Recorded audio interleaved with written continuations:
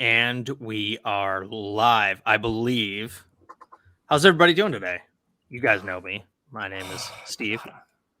We are going to. I'm here. First of all, I'm here with my buddy Kenny from Twitter and my old pal Kirk from YouTube. Buddy Kenny, how's everybody doing? Who's echoing? Hold on. Someone's Okay. echoing. I forgot to mute the YouTube feed on my end. That was my bad. That's on me. I think it's fixed now. Okay. Literally 30 seconds into the stream and it's already ruined. Can you tell we don't do this that often? I don't do this that often. I know Kirk streams a decent amount. But... Yeah, and we're simulcast. For those who don't know, we're simulcasting this. Stephen Michael Davis is hosting this on his YouTube channel, and I'm streaming it on my Twitch channel. So we're all over the world today. Mm-hmm. All over the world. Two of us are in the same time zone. Kirk is on guys, right? Yeah, Kirk is on West Coast time. Yeah, we're both Central. Yeah, we're in the Central time zone, the correct one. So I hope you're all doing well out there. I don't stream often, but I weirdly had a Saturday off, so I'm like, whatever, maybe I'll get a stream together. And Lauren Southern released this video. I think it was this week. Yeah, it was only a couple days ago. Yeah, was it? Well, I guess it's a movie. It's a documentary telling, her side about her role in the whole dissident right thing. Okay, not to get all conspiratorial already, but are we sure she did not just use this as an excuse to just hang out in the woods for a few days?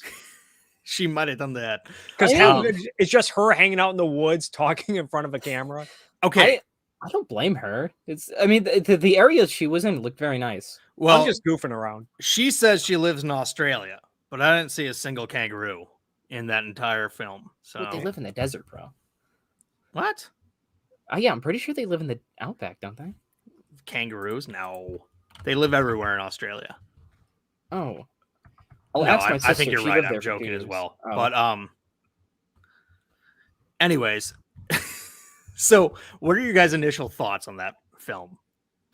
So I don't know. I still don't know how to feel about it. On one hand, I feel bad for her, but then on the other hand, she's complaining, "Wow, nobody in this movement was honest," and I'm like. I mean, you should have expected that, I think, on a certain level that a lot of people were going to be dishonest. So I guess we should say I was definitely into some of those content creators at the time. Yeah, I was too. Yeah, and Kirk, you were too as well. Yeah, I thought it might be a good idea to talk about the political climate and the culture leading up to that. Should we start there or should I hold off on that spiel? Yeah, by all means, start us off. So I think Lauren Southern even mentions in her movie that before 2014, 2015, there was not a lot of politics on YouTube, and there wasn't, to my knowledge. Mm-hmm. And you also have to consider the fact, and I know a lot of people on the right, a lot of conservatives will bitch and moan endlessly about how the mainstream media is dominated by liberals and leftists and how Hollywood is dominated by liberals and leftists. But especially leading up to that point when there was no Babylon Bee, no one on YouTube or the internet really mocking the left. Most of what you got in as far as political satire and comedy was big time political comedy shows like Jon Stewart, Stephen Colbert, Bill Maher, who else? God, there was a fourth one. Oh yeah, Last Week Tonight with John Oliver. That just started in 2014. And I think Larry Wilmore was there for a while. Good point. I didn't even factor in Larry Wilmore. Family Guy was but he doesn't count because he's bad. But you also had Family Guy. They were always punching right. All these shows were hosted by left-wing comedians that mostly punched right. Whenever they punched left, it was always low-hanging fruit, like Elliot Spitzer got caught with some hookers, something they couldn't really ignore. But they never really punched left much. And a lot of the big-name comedians like Sarah Silverman and David Cross and Lewis Black were always punching right. You remember the viral Jim Jeffries stand-up clip going around about gun control and whatnot? Mm-hmm. No. And I think at the time there was probably I think there was just a desire and a thirst for people that will punch the left and not that like the right and conservatives are beyond scrutiny. There are plenty of clown shows and losers on the right that are well worthy of mockery and scrutiny. But leading up to that, like the perception of like Republicans and conservatives were either Bible thumping curmudgeons or like out of touch country club millionaires, kind of like Mitt Romney comes to mind. And there was like no one cool, no one hip, no one really punching the left, no one really making fun of like, say, environmentalism or socialism or feminism. And I think when the so-called dissident right really started to explode, I think there was probably a demand for that. Like finally, someone's calling out the shenanigans, like Leonardo DiCaprio going in front of the United Nations and talking about how we need to restrict CO2 emissions. And then the next day he's hopping on his private jet and flying halfway around the world to go party on a yacht. And meanwhile, he's burning more CO2 than the average American times 1,000. And yeah, the only show that was really criticizing the left on a regular basis was South Park. Oh yeah, and Adam Carolla. You remember when Adam Carolla started mocking Gavin Newsom all the way back in 2013? Like that was considered a big deal. Like Huffington Post was like writing these outrage articles about Adam Carolla. Mm-hmm. And if you remember, the only real news shows on YouTube were like the Young Turks, or Sam Cedar, you know. And then there were some people who got political occasionally, but by and large, it was folks on the left. Yeah. I remember watching your live stream, Kirk, with Sean, and you guys mentioned Lee Dorn. If you looked at Lee Dorn's recommended channels, they were like Steven Crowder, who had like 25,000 subscribers at the time, and a bunch of small channels with like 1,000 subscribers. There was just not right-wing platforms with a lot of reach. No. Steven Crowder with 25,000 subs. Now he has millions, like 3 million, doesn't he? Yeah, something obscene. Incredible. But I think the dissident right got its start mostly in the anti-SJW thing. Probably. Gamergate. Yeah. Oh, I said the G word. God. I hate Gamergate so much because I don't think it mattered. Like, oh no, games journalists are stupid. I don't care. Well, it was where guys like Sargon of Akkad and Milo Yiannopoulos really made a name for themselves. Yeah.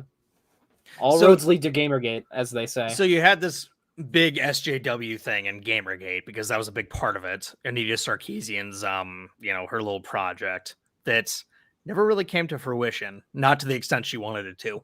And then you also had this thing in the atheist movement. I don't know if you remember this, but like Atheism Plus. Yeah, that was part of it. But also, like, Michael Shermer got Me Too'd erroneously. He ended up suing the woman, and I believe he won. But who's Michael Shermer? He's one of the skeptics. Yeah, he's a skeptic. But then at like one of the atheist conferences, some dude was in an elevator with some chick, and he's like, "You want to come in with me, or go up to my room?" And she said no. And then she later said that had been like assault or something like that. And so there was a lot of like resentment towards these obnoxious feminists who, have their flaws. Let's just put it that way. They do annoy people. Well, don't you have this joke of like whenever like the wage gaps like comes up, like you're like, what is it, 2015? Because everyone was making a video about the wage gap myth back in 2015. There was like at least 25 videos of those. And that sort of, and there's another thing I want to say about that. We'll talk about that later. But what, the wage gap specifically? No, not specifically. More Kenny, about we did it. We got Steven to do a video about the wage gap. When? Oh, right now. Yeah. Oh, whoa. Have people been asking for that? No, it's more about why we got 500 videos about the wage gap. But yeah, that's later in our little story here. Anyways, so the Amazing Atheist in 2014 or 2015 made a video called "It's Only Sexist When Men Do It," and it was reacting to some video from one of these The View knockoffs where like Sharon Osbourne was cackling because some guy got his dick cut off by his wife. And I remember that clip. Yeah. And TJ reacted to it, basically calling it hypocrisy. And he got a absolute ton of views. And so, YouTube is a marketplace. People see this got a lot of traffic. Well, then they're going to react to that. And so this whole anti-SJW thing started. Sargon of Akkad got in it, Thunderfoot got in it, Well, and then came a million channels. wait, when did TJ make that video? I think it was 2014 or 2015. Because Sargon of Akkad actually started in 2013, December 2013. What did he make? Well, was he making Gamergate videos? So he was actually on the anti-feminism train before it was cool. Like he started December 2013. He got big because of Gamergate. Gotcha. So yeah. So a number of things were happening at once, and obviously there was a lot of anger towards the online feminists that I think warranted a pushback. But so yeah, that's where it started, because I remember a lot of these dissident right, as they call themselves now, really started on the anti-SJW content, if I remember correctly. Should we clarify what we mean by dissident right really quick? What do you mean when you say dissident right?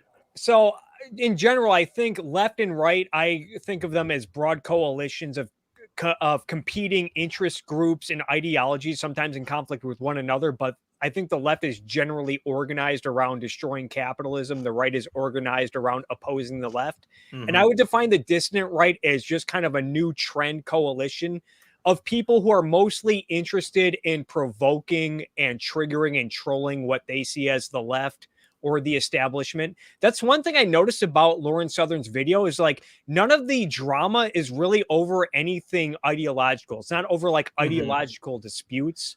And I don't think there's really any unifying ideology. Like I would classify like Milo and Steven Crowder and Ben Shapiro and Gavin McInnes as all being part of the so-called dissident right, but they all have different ideological views and whatnot.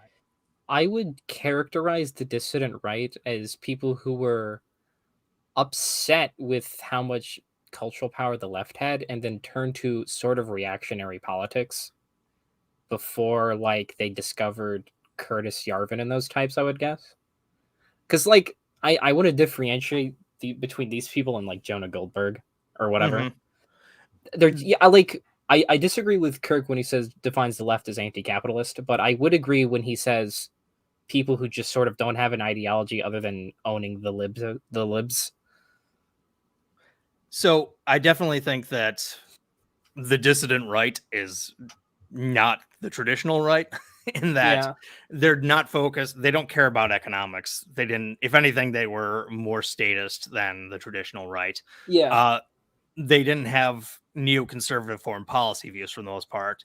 But at the end of the day, those things weren't terribly important to them.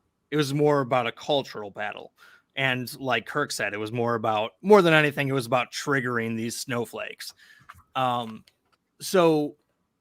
there, like I said earlier, there was a lot of appetite for that, not just on the right, but definitely they started off as that. And then they started to offshoot when Donald Trump came on the scene. And then they, kind of explicitly became conservatives.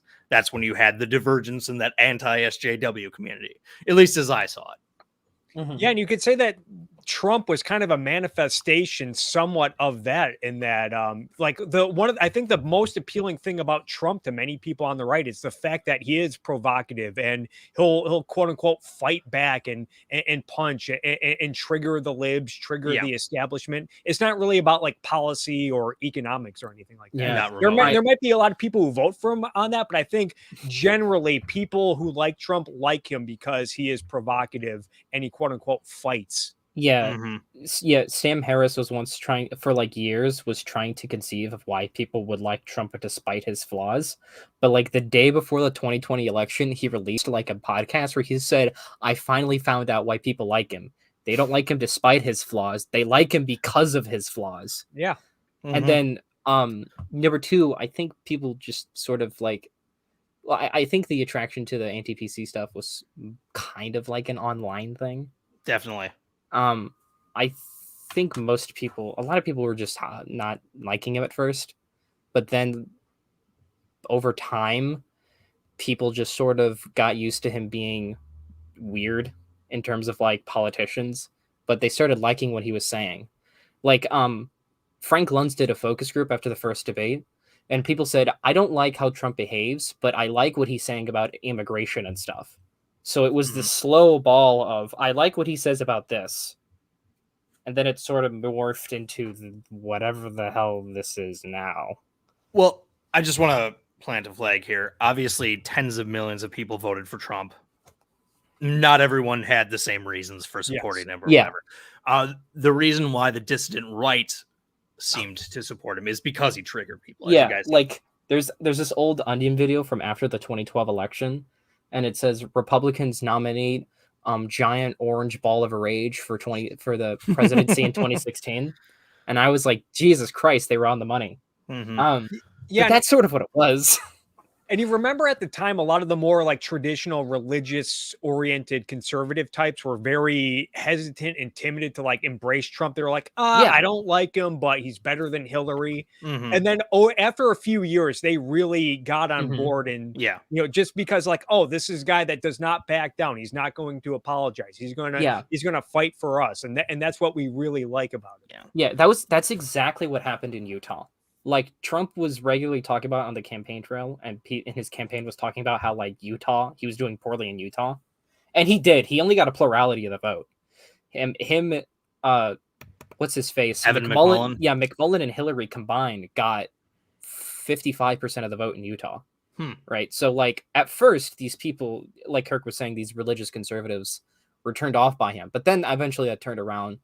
Trump got like a lot turnout increased in Utah, so he got like I think something like 63% or something.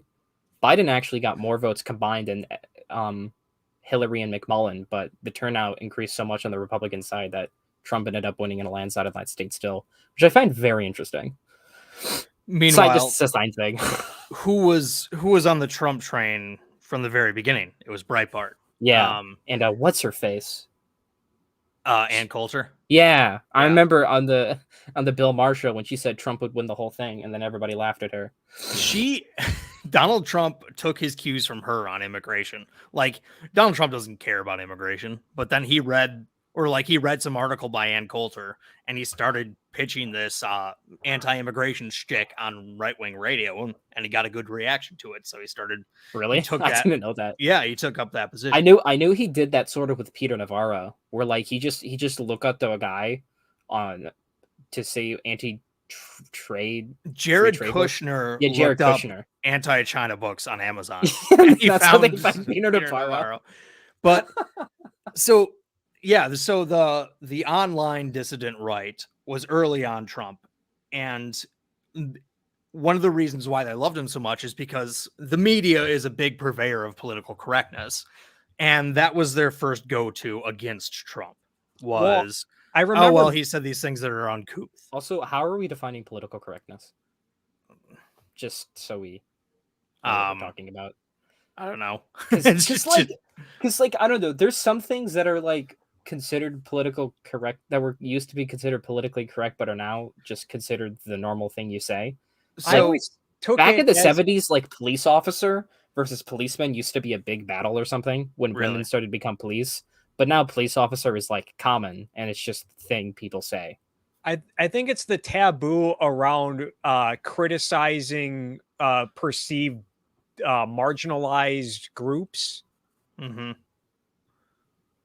Yeah, so when Donald Trump said in his announcement speech that some of the people crossing the border were nice people, but Mexico's not sending their best. Yes. They're sending rapists and murderers and stuff like that. There was an awful lot of pearl clutching in response to that. And Donald Trump kind of barreled his way through that. And sure enough, he just continued to rise in the polls. I remember when he said of John McCain, like, well, what did he say specifically? I like heroes who weren't captured. Yeah.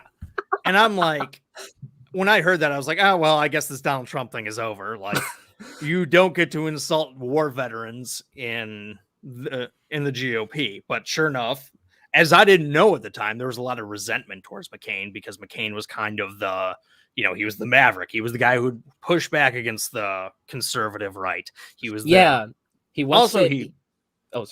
also lost. Yeah. And, when you lose, people are willing to tolerate a lot from a winner, but when you lose, you have very little standing after that. Yeah. I remember he once called Jerry Falwell and Pat Robertson in the 2000 primaries, agents of intolerance because of their anti-Muslim and anti-Hindu views.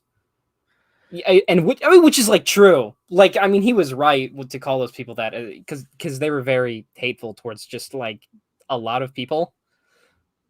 Sean, oh, Sean doesn't want to join, but whatever. If you change your mind, Sean, I got I can link it to you in the DMs on Twitter.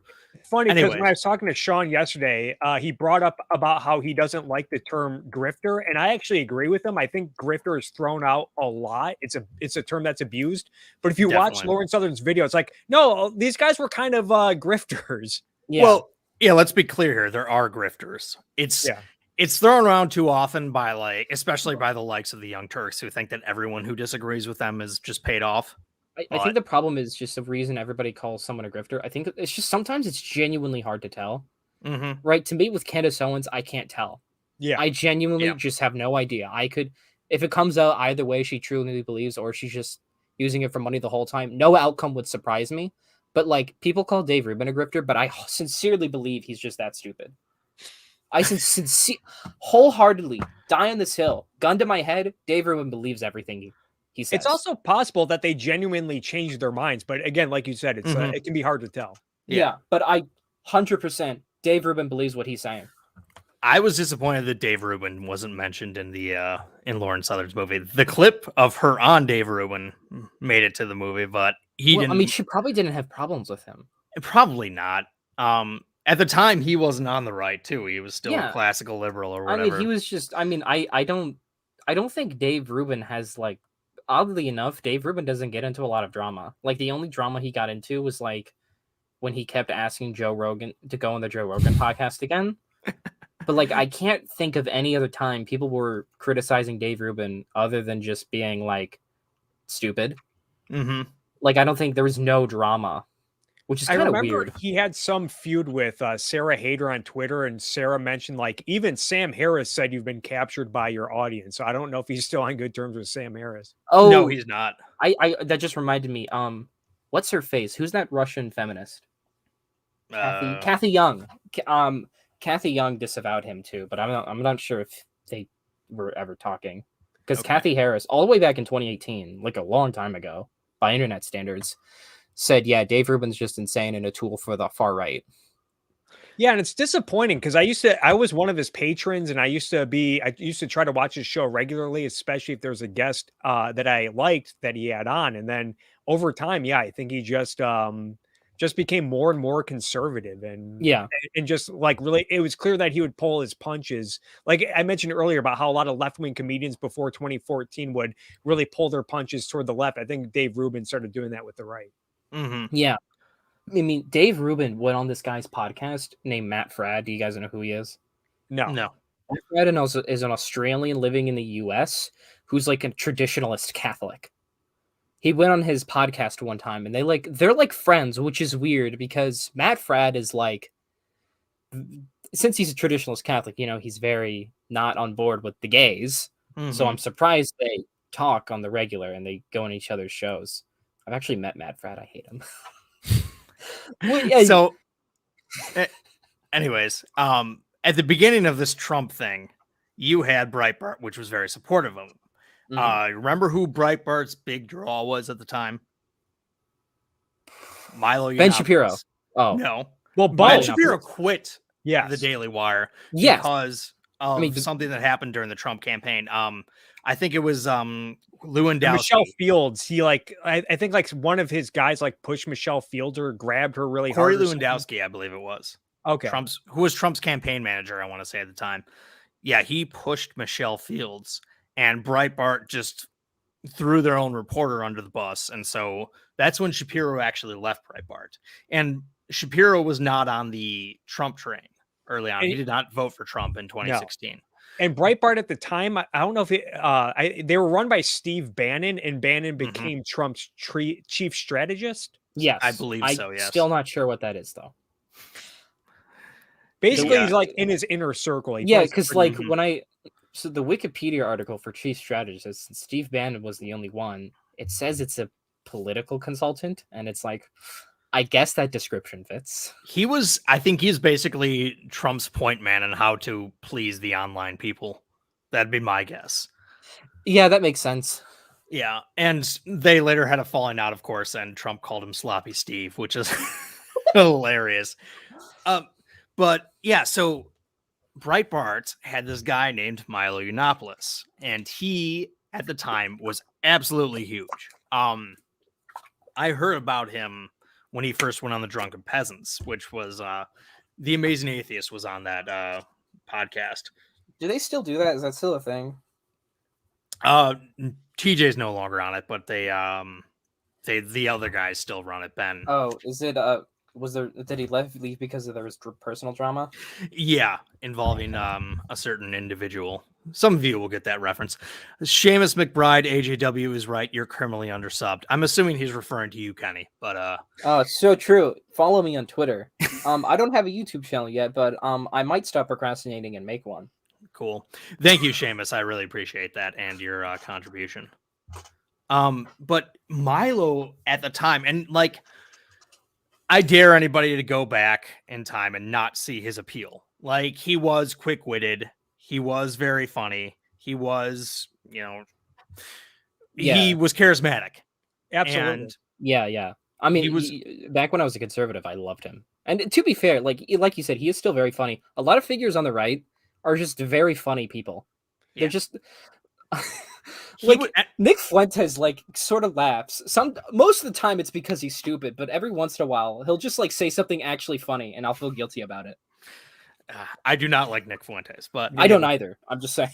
Milo. Another thing about Milo is you got to remember he was doing a lot of these college tours where a lot of people would show up live and absolutely lose their mind. A lot of his events would be shut down through intimidation and whatnot, which I thought exposed. You could say this is probably a case of right message, absolutely wrong messenger. But I think the whole issue of kids on college campuses who are presumably going to college to become tomorrow's lawyers, judges, doctors, journalists, politicians, corporate leaders, teachers, school administrators.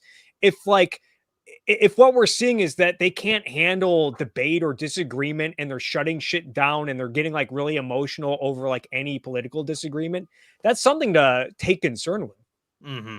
But Definitely. yeah, no, that was every time you went to a college campus, it was a total circus and it was fun to watch. And he totally was.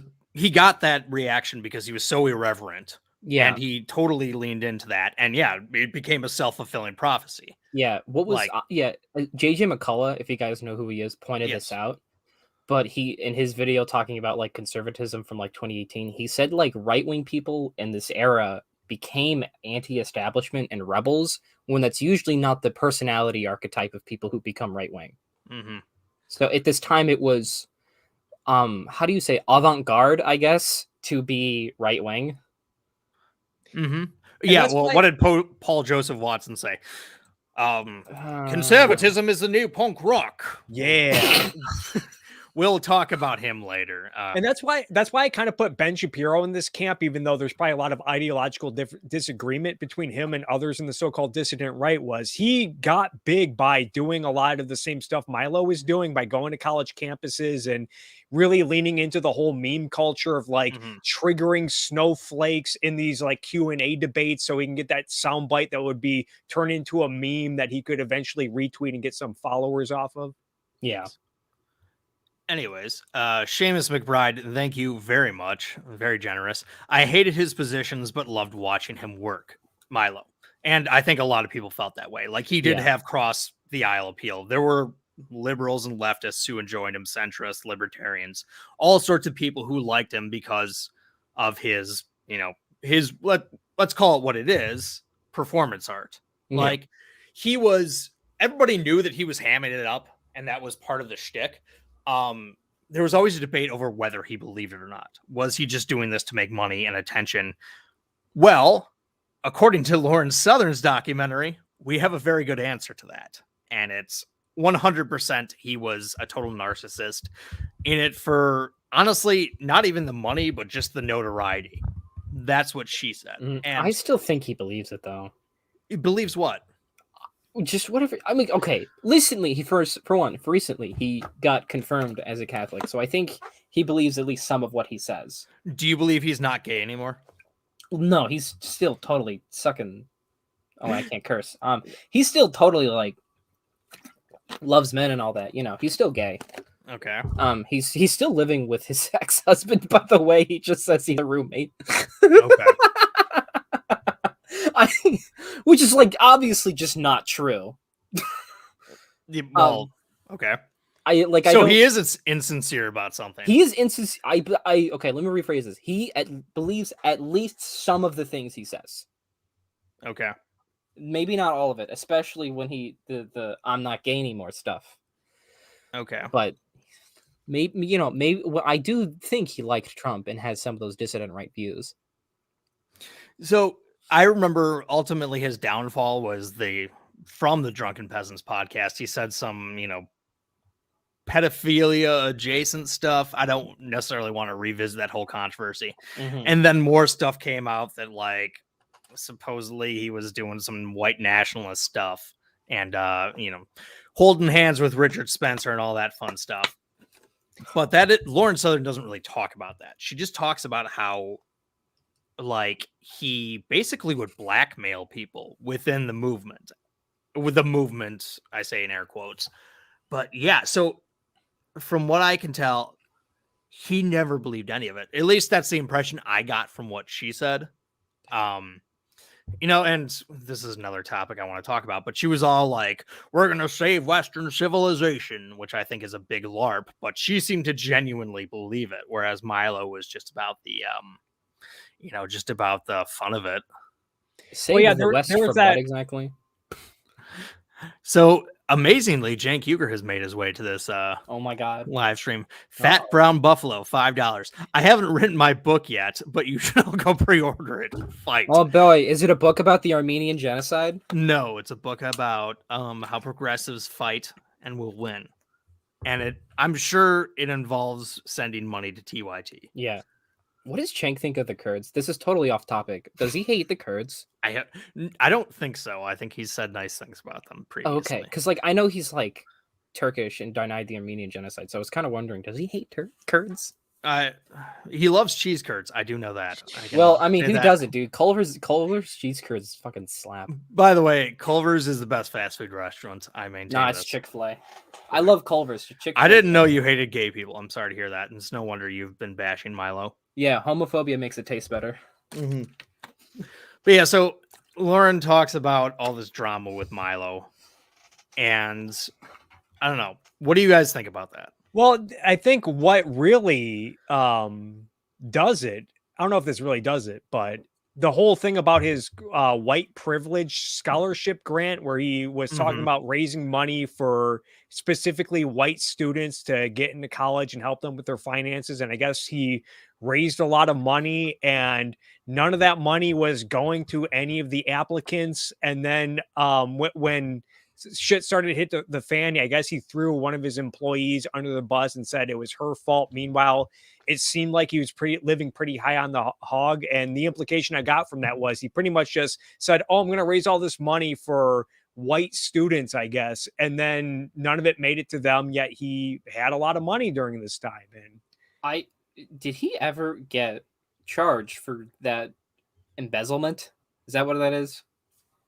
Technically? I don't think so. No, nothing criminal ever happened.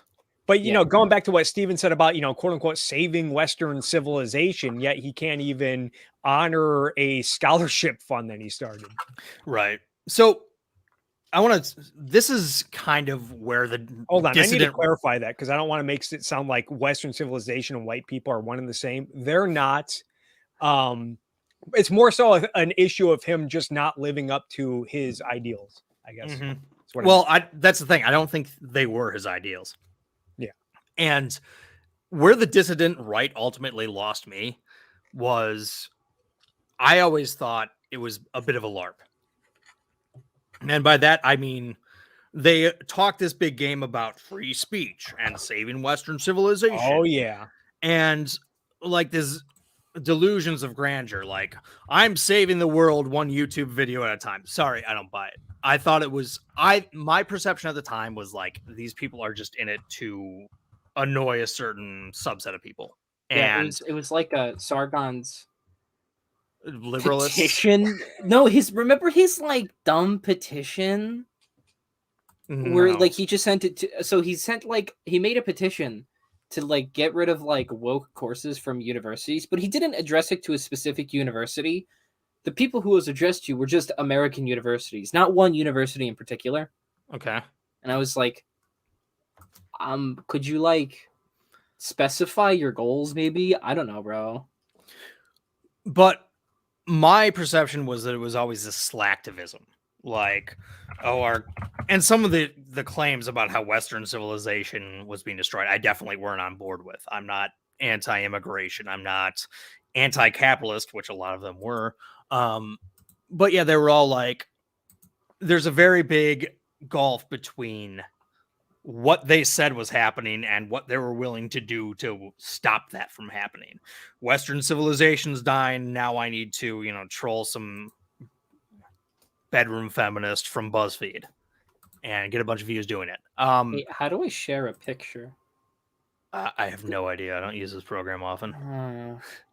But anyways, and so I think that's why, and I got the sense that a lot of them were just insincere about it, including that some of them were grifters, some of them were just along for the ride and in it for the lulz. Well, according to Lauren Southern's movie, a lot of them were. And that appears to be the case with Milo. That is apparently the case, at least in part, with Tommy Robinson, who I never watched. Did you guys ever watch him? No, but I know people who were like really big fans of him because he was critical of Islam. That was another thing I found fascinating was Tommy Robinson would claim to be like a big warrior for free speech. And I do get the sense that he believed in it. But then do you want to talk about this, about like how he held this free speech event and then had to make changes at the last minute due to getting pushback from his audience? Yeah, so they held this big free speech event. They went through all the trouble of booking all these speakers, and this was in England where they don't have the same free speech laws we do. Yeah. So they were really pushing up against something there. And somebody asked him, are you going to have a Muslim speaker there? Because it's one thing to say we're having a free speech conference and then have all these people who essentially agree on things. It's another thing to platform somebody who really disagrees with you, somebody who has beliefs that you think are vile. And they scheduled this one guy, I don't remember his name, but he was definitely controversial. He was a Muslim, and apparently they got so much pushback that they canceled on him. I think his name was Ali Dawa, if I'm saying that correctly. Okay. Yeah, I guess according to Lauren, Tommy Robinson wanted to have this free speech event, and he wanted to make the point, I believe in free speech for everyone. He invited a Muslim who he had publicly disagreed with. And then and then like the supporters at the event got violent. They did not want Mr. Dawa speaking. And then Tommy Robinson tried to, he announced it on social media. Yeah, we're going to have Ali Dawa. It was on the schedule and everything. And then when shit hit the fan, he tried to act like he never invited him and threw his employees under the bus. Mm-hmm.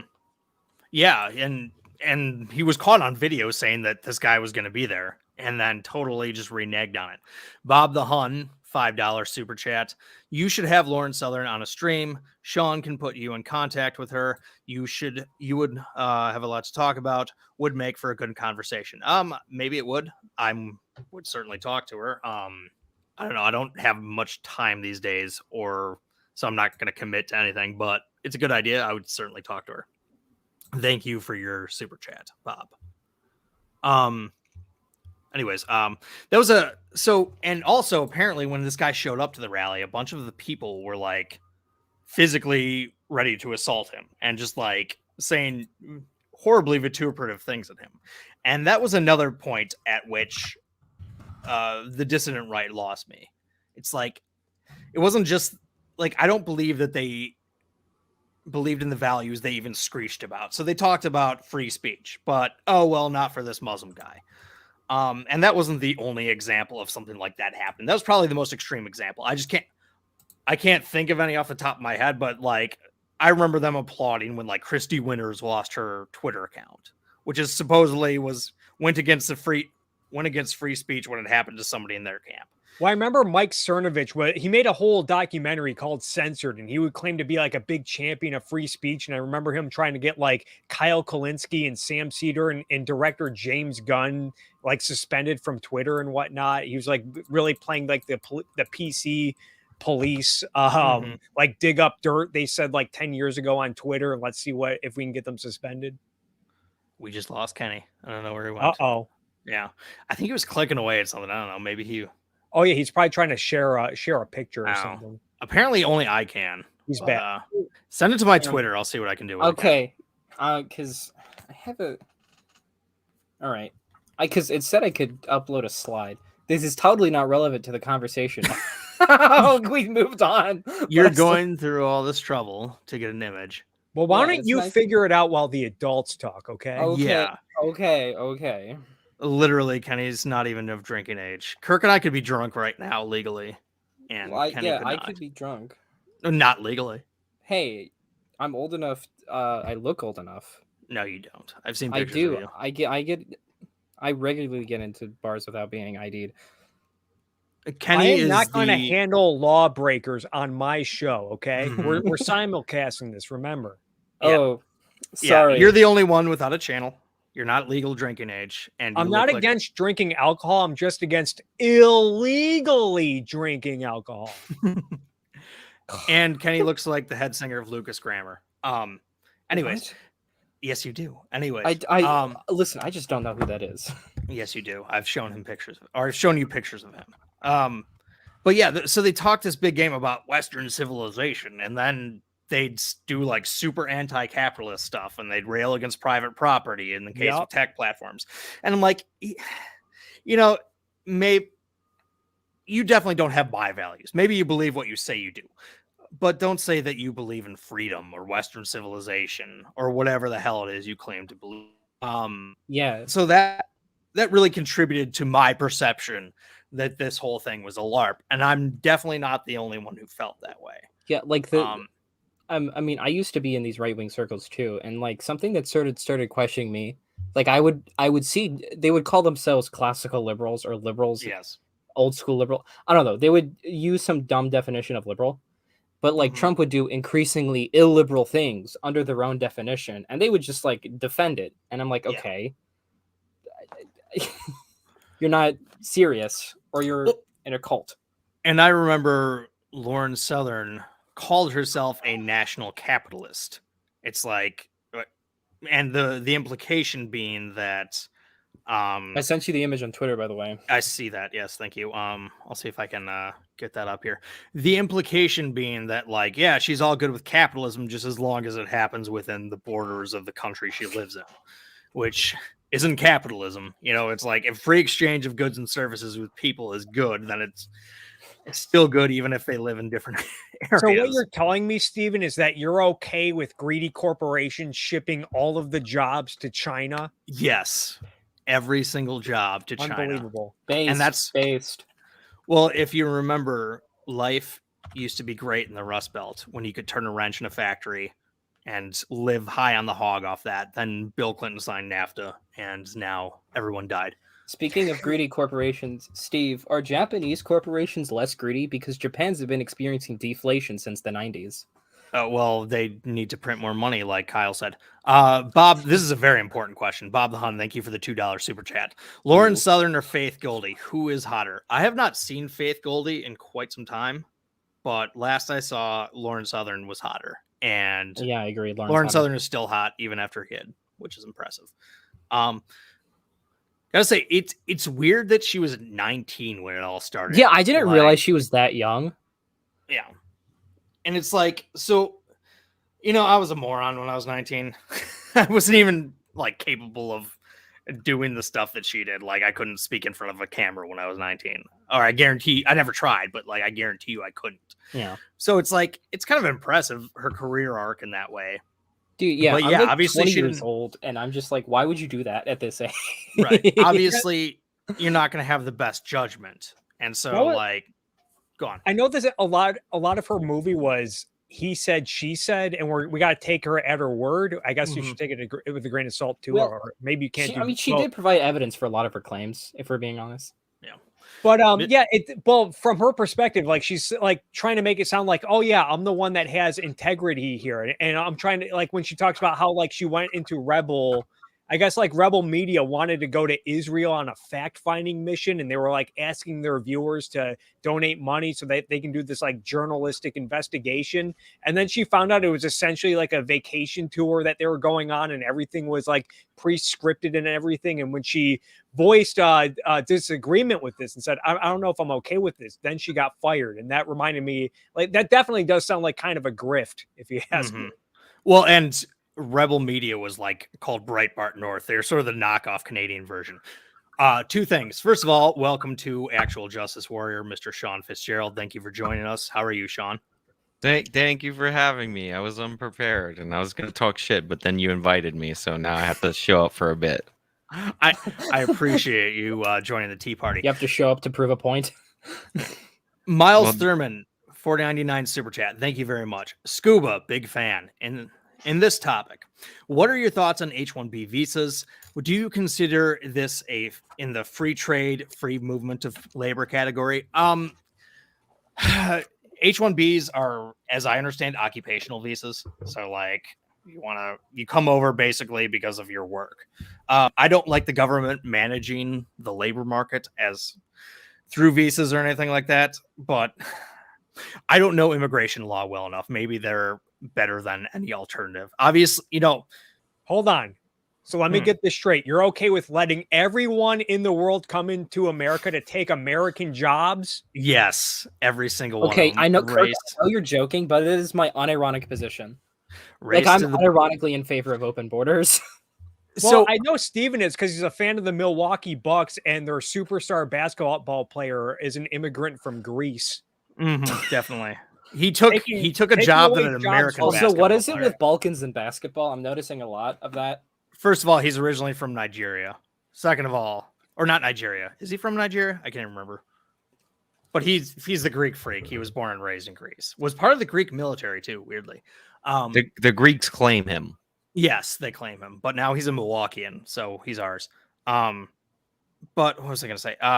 As far as the question goes, like everyone who I've ever met who is for open borders isn't actually for open borders. Like they still believe in checks on people for national security purposes or like health reasons. Like they don't have some communicable disease. I don't know where you stand on that, Kenny, but yeah, that's my position. Okay, so that's not open borders. Open borders like, it's easier to describe as open borders. Open border is when I drove from Minnesota to Wisconsin. Yeah, cross state 2 line. weeks ago. Yes, yeah. Yes. Oh my God, I was not strapped though. So, yeah. But as far as the question goes, in a perfect world, I would be for open borders. Unfortunately, people are not capital, so. I'm sorry, I can't give a great answer to your H-1B visa question, but as far as I'm concerned with immigration, generally speaking, the freer the better, and the more government manages it, the more you get shitty government management results. Yeah. Okay, my position on immigration is that you shouldn't have committed like a serious crime. Like obviously, if you like smoked weed or something and that's illegal in your country, you shouldn't be barred from entering the US. But if you like murdered someone, like I don't think you should be allowed in the US. Okay. Or if you're a part of a terrorist group, obviously. But like other than that, free reigns, buddy. Fat Brown Buffalo, $2 super chat. Thank you very much. Now you guys just need to bring Nuance Bro on. A buffalo wants to bring the camel on. So boo, Nuance Bro, boo. Sean, what did you think about Lauren Southern's movie? Well, she says it's not a documentary. Okay. Apparently, I don't know what that matters. It's effectively a documentary, I think. The dramumentary. It's a lot of drama. Well, I mean, it does chronicle the history of a lot of online rights stuff, so I think it's a documentary. Also, the stuff she said about Paul Joseph Watson does not surprise me in the least. What I'll say is one of the most shocking things that kind of gets underplayed is that she was clearly the star of Rebel at a certain point, like the rising star, and they're paying her $100 per video and making her pay for her lodging. and she was going out and like couch surfing and rooming with randos on the internet. And I was really upset that she like, gave my Airbnb host rating such a low score. Were you the guy with the closet in LA trying to get her to share your bed? It was only because I was scared of monsters, though. Like, people took that the wrong way. Super chat from the Orange Ninja Turtle, Michelangelo, $20. Very generous. Thank you very much. Milo being straight is easier to believe than Sean being straight. What? I'm all for Trump, but never actually did anything to support him. I gave Tulsi $20 because she's a hot mommy. She is a hot mommy. Valid. Tulsi Gabbard's politics are horrible as far as I'm concerned. We could have a whole grifter conversation about her, but she is hot and she deserves your $20. Sean, you and I didn't know each other well back then, but how big into the anti-SJW thing were you? I watched a lot of it, but I guess I'm an egomaniac because I would see them getting things wrong and I'm like, I could do this better. So it wasn't like I was in love with these, creators or anything like that. I was aware of Lauren Southern. Yeah. I didn't know she was 19 or any of that stuff until there. And I never, I met her recently, and my recent opinion of actually meeting her is that I actually like her. She's actually way more friendly than you would expect, especially with all her past stuff. And like, honestly, a lot of what she says rings true. Like, there's a lot of people that were in this like alternative political space that pretended they were out of regular society because of their political beliefs, but it was because they were bad people. Yeah. So I remember the peak of anti-SJW stuff was like kind of mid 2015, which is funny because I would say it was 2016 election was the peak of that stuff. I don't think. Well, it was okay. Well, the 2015 to 2016. Let's just call it that. Fine. That was an important time in my life because that's when I started my new job and I moved to Minnesota. And at the time, I religiously listened to Dave Rubin, the Drunken Peasants, and Joe Rogan. And they had so many anti-SJW people on. And so including from the so-called left, like Christina Hoff Sommers. They weren't all like a bunch of right-wingers like eager to vote for Trump. Well, and Chris Reagan. Yeah, and TJ, the Amazing Atheist, was one of the hosts of the Drunken Peasants. He was on the left, and he was a huge anti-SJW guy. Yeah, and, I mean, Chew on Head I would also put her in that camp. Yeah. Although I don't know what the fuck she is now. Yeah, who knows? Still hot though. But yeah, so like I heard every single anti-SJW content creator. It seemed like that, and there was just so many of them. And when I listened to them, especially on the Drunken Peasants, because they would have some of the more obscure ones, I was like, they would get on other topics. I was like, some of these people aren't very smart or don't have very insightful things to say. I was like, man, this is kind of like there's a or their expertise isn't in like what they're talking about. Yeah. And speaking of that, do you want my shtick on the wage gap? Yeah. So like literally all these people had a shtick on the wage gap. And I think that's one of the reasons why anti-SJW content became so popular, because it was kind of peripherally around these more, I guess you could say, in the weeds topics. And so, I made this video ponying some stupid wage gap proponent. I'm talking about economics. Aren't I substantive and important? I always got kind of that vibe with the anti-SJW thing. It was legitimately like BuzzFeed would put out a video of, the pink tax or whatever. And you would just watch these creators one by one make the same response video with the same stuff. And you could clearly tell who was waiting for people they thought was smart to make the videos before them. And like that was like the content, all that. And those targets were really easy. And it's not like those talking points weren't prominent. Like President Obama was repeating the wage gap nonsense from the Oval Office. But yeah, it was a weird phase. And I'm actually like, I don't know the origins of a lot of these people. I was actually surprised that Lauren's start out was the why I'm not a feminist thing, which I think is how like Blair White started, which I think is how like Shoe on Head started, which I think is how like all like so many of them. It's like such a repeatable formula back then because it was considered new. Yeah, I mean, they did that with like every single topic too. Yeah, any hot button issue, they would all make the same video. And it was Pretty just much. like, man. What I will say is that I've talked to you've talked to Nuance Bro Steven, right? Yes. So Nuance Bro does like man on the street stuff, and he does it really Mhm. well. And like He I is will good at it, deny yeah. that I said this, even if you play the tape later. But he does it really well. So when I'm hanging out with him, I've discovered that he doesn't like people who do it really badly. So I Mhm. would always make fun of him and say, you know, oh, one more video, you'll be almost as good as Caitlyn Bennett, or one more video, you know, like you'll be almost. That's a low. I know. So, and then I'll tell people that like his like internet crush is Caitlyn Bennett, and I hate to keep using her as an example, but you know it is what it is. Look at her videos. Caitlyn Bennett is hot though. I'm just gonna throw that out there. But I listen. I'm sure she's a nice lady. Agree to disagree. But I always thought, and he agreed, like even before we met her, that like Lauren was like smarter than all these like duplicates of her, because you know a lot of these women on the street are blonde.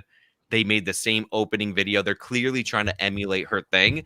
And Mhm. she did move into documentaries. Like she decided Yeah. to team up with those production people. There was always a little bit more to her than these like randos.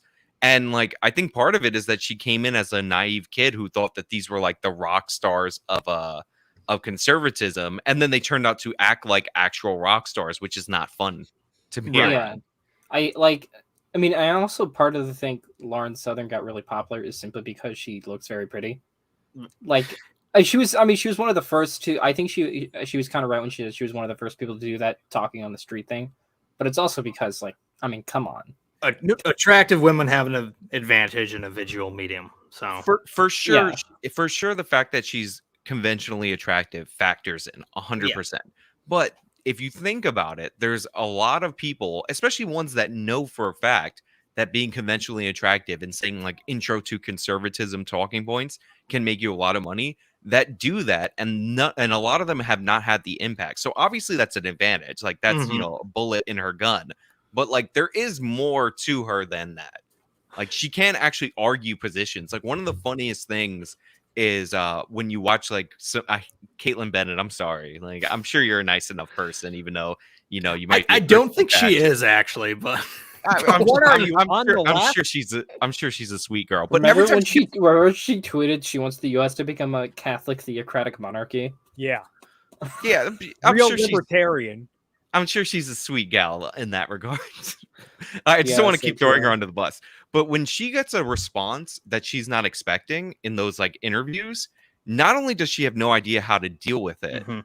but she uploads the video as a victory for herself. So like the biggest Caitlyn Bennett owns have been her uploading her own stuff. Like you watch Nuance Bro, you watch Lauren, you watch some of these other people that are good at it. They get an interesting response. They think with their brain and then Mhm. give a different response. So that's what I'm giving her credit for. Fair enough. So I got a few super chats I want to get to.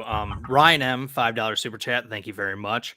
Her doc felt sanitized. She never mentioned her work in 2017, where she blocked migrant rescue ships in the Mediterranean. Oh, yeah, that's that when was she was evil. in Turkey, right? Yeah, that was fucking awful. I'm surprised that didn't come up because I don't know the full story on there. So I was be interested in her her explaining the Oh background. yeah, of that. Paul, I was gonna mention that, but I forgot. Yeah, like Milo was pretty consistently pro-Catholic. He used to write for a Catholic magazine in Britain before it became very popular.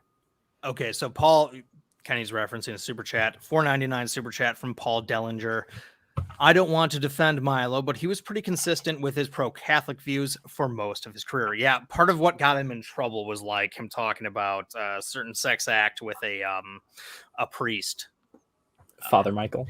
Yeah, I think was his name. I think that what he was advocating for, the extrapolated position, was obviously no bueno.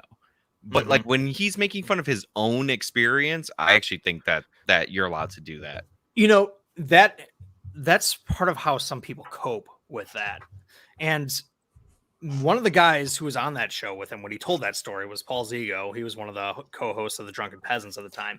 He's got a story about one time when he was carjacked, when he was like, I don't know, 20 or something like that.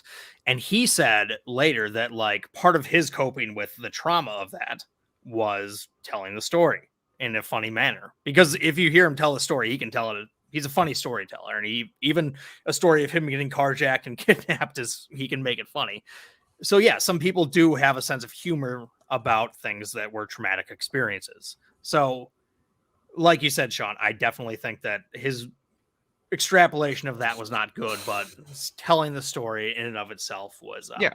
Like, I have a story of getting roofied at a bar, and I tell it it's a funny story, in my opinion, but it's actually not funny. Like, I could apparently, if you get too much of that stuff in your system, you could die. Mm-hmm. And, you know, sinisterly, he might have been, the chances are this person might have been trying to roofie the girls that were sitting at our table. I just ordered a ladies' drink. Okay. Yeah, I've heard of that happening to guys before, where it's like they're with their girlfriend or whatever. I mean, one of my roommates in college has actually happened to him, and then he, she didn't like her drink or whatever, so he finished it, and then like he doesn't remember anything after that, and was super sick the next day. But so yeah, it's not good. The Orange Ninja Turtle, $10 super chat. Thank you very much, Michelangelo. Good to see Sean representing the LGBT community on the show with LGBTP.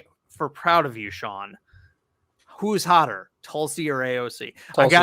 I gotta say, AOC looked good in that big booty dress in that one video with the who was that guy who was taking that creepy video of her? Oh my god, that Alex was Stein. so awful. Alex Stein. He was like, my favorite big booty Latina. She did look good, I gotta say that. But that was such a that was like a very creepy video. That was, but I'm gonna have to go with Tulsi too. Kirk, what say you? That's a tough one. I gotta lean toward Tulsi, even though I don't really like either of them. Okay. I would go Tulsi Gabbard. I did get to meet her in person recently. But like AOC is attractive. The people who are like that she's ugly or whatever, like they're ridiculous. Yeah.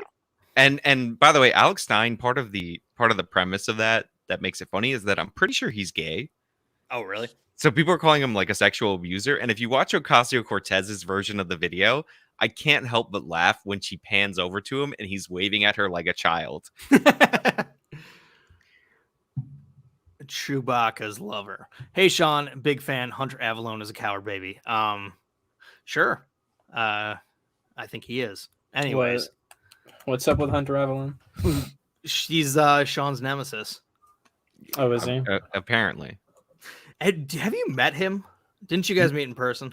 No, apparently he was at one of the Myth Informed events that I was at, and that's where the notorious baby holding incident occurs.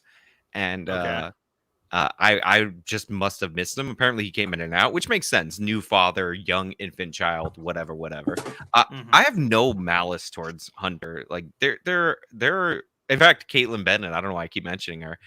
They have like nasty videos about each other where they're getting into their personal life or whatever.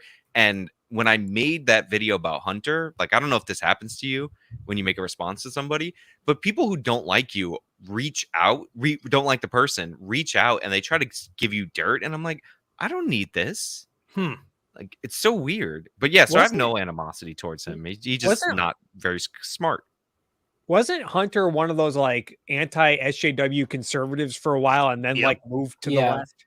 He was big into it. And he was actually a big fan of The Amazing Atheist too.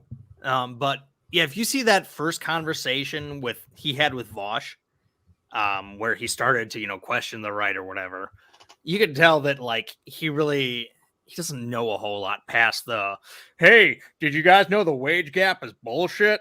Like, because he had a wage gap video. Yeah. I mean, Hunter admitted that he just like regurgitated talking points without thinking about them. He still does that, but just with he is. Now they're the right talking points. They're the lefty ones. But also, to be fair to Hunter, who by the way has not been fair to me, like, but whatever. He did start when he was like a kid. Like, he was like 17 or something when he started on YouTube, and he was one of the first people in like to that kind of space when, it used to be there was mostly lefties. And then he was one of the first conservatives in, and then a bunch of people made response videos to him. So he blew up at such a young age. So it's like kind of and he was like a homeschool kid. It's kind of hard to be like, oh, well, you didn't know a lot. It's like he's a baby. He didn't know anything. Right. And he had that pretty boy look too, so he was popular with the younger girls.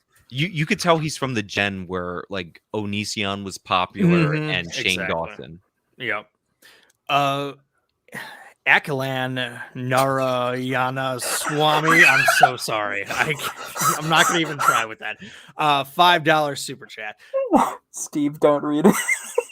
Love your international politics videos, SMD. Gave me a new perspective on international relations. What are your opinions on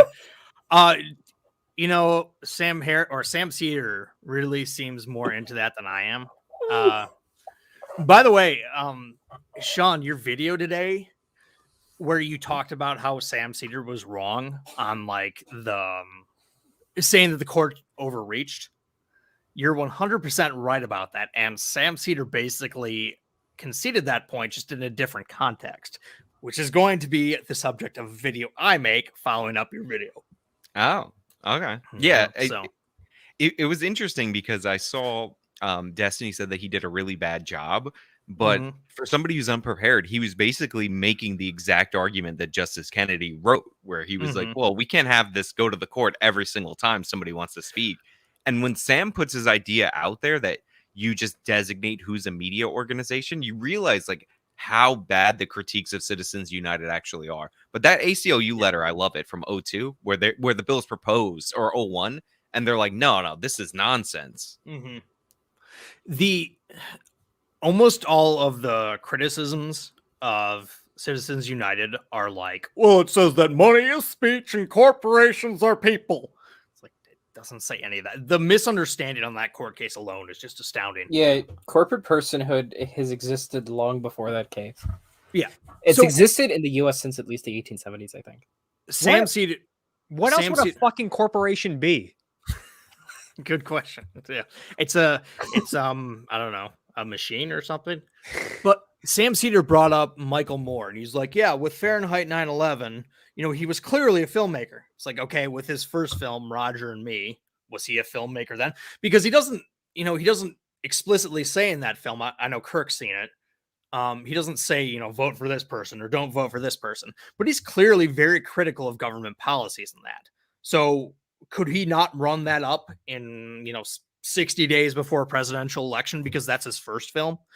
He's not an established filmmaker because, he's only made one. Who knows if he's just a dark money contributor? I really don't get the logic past.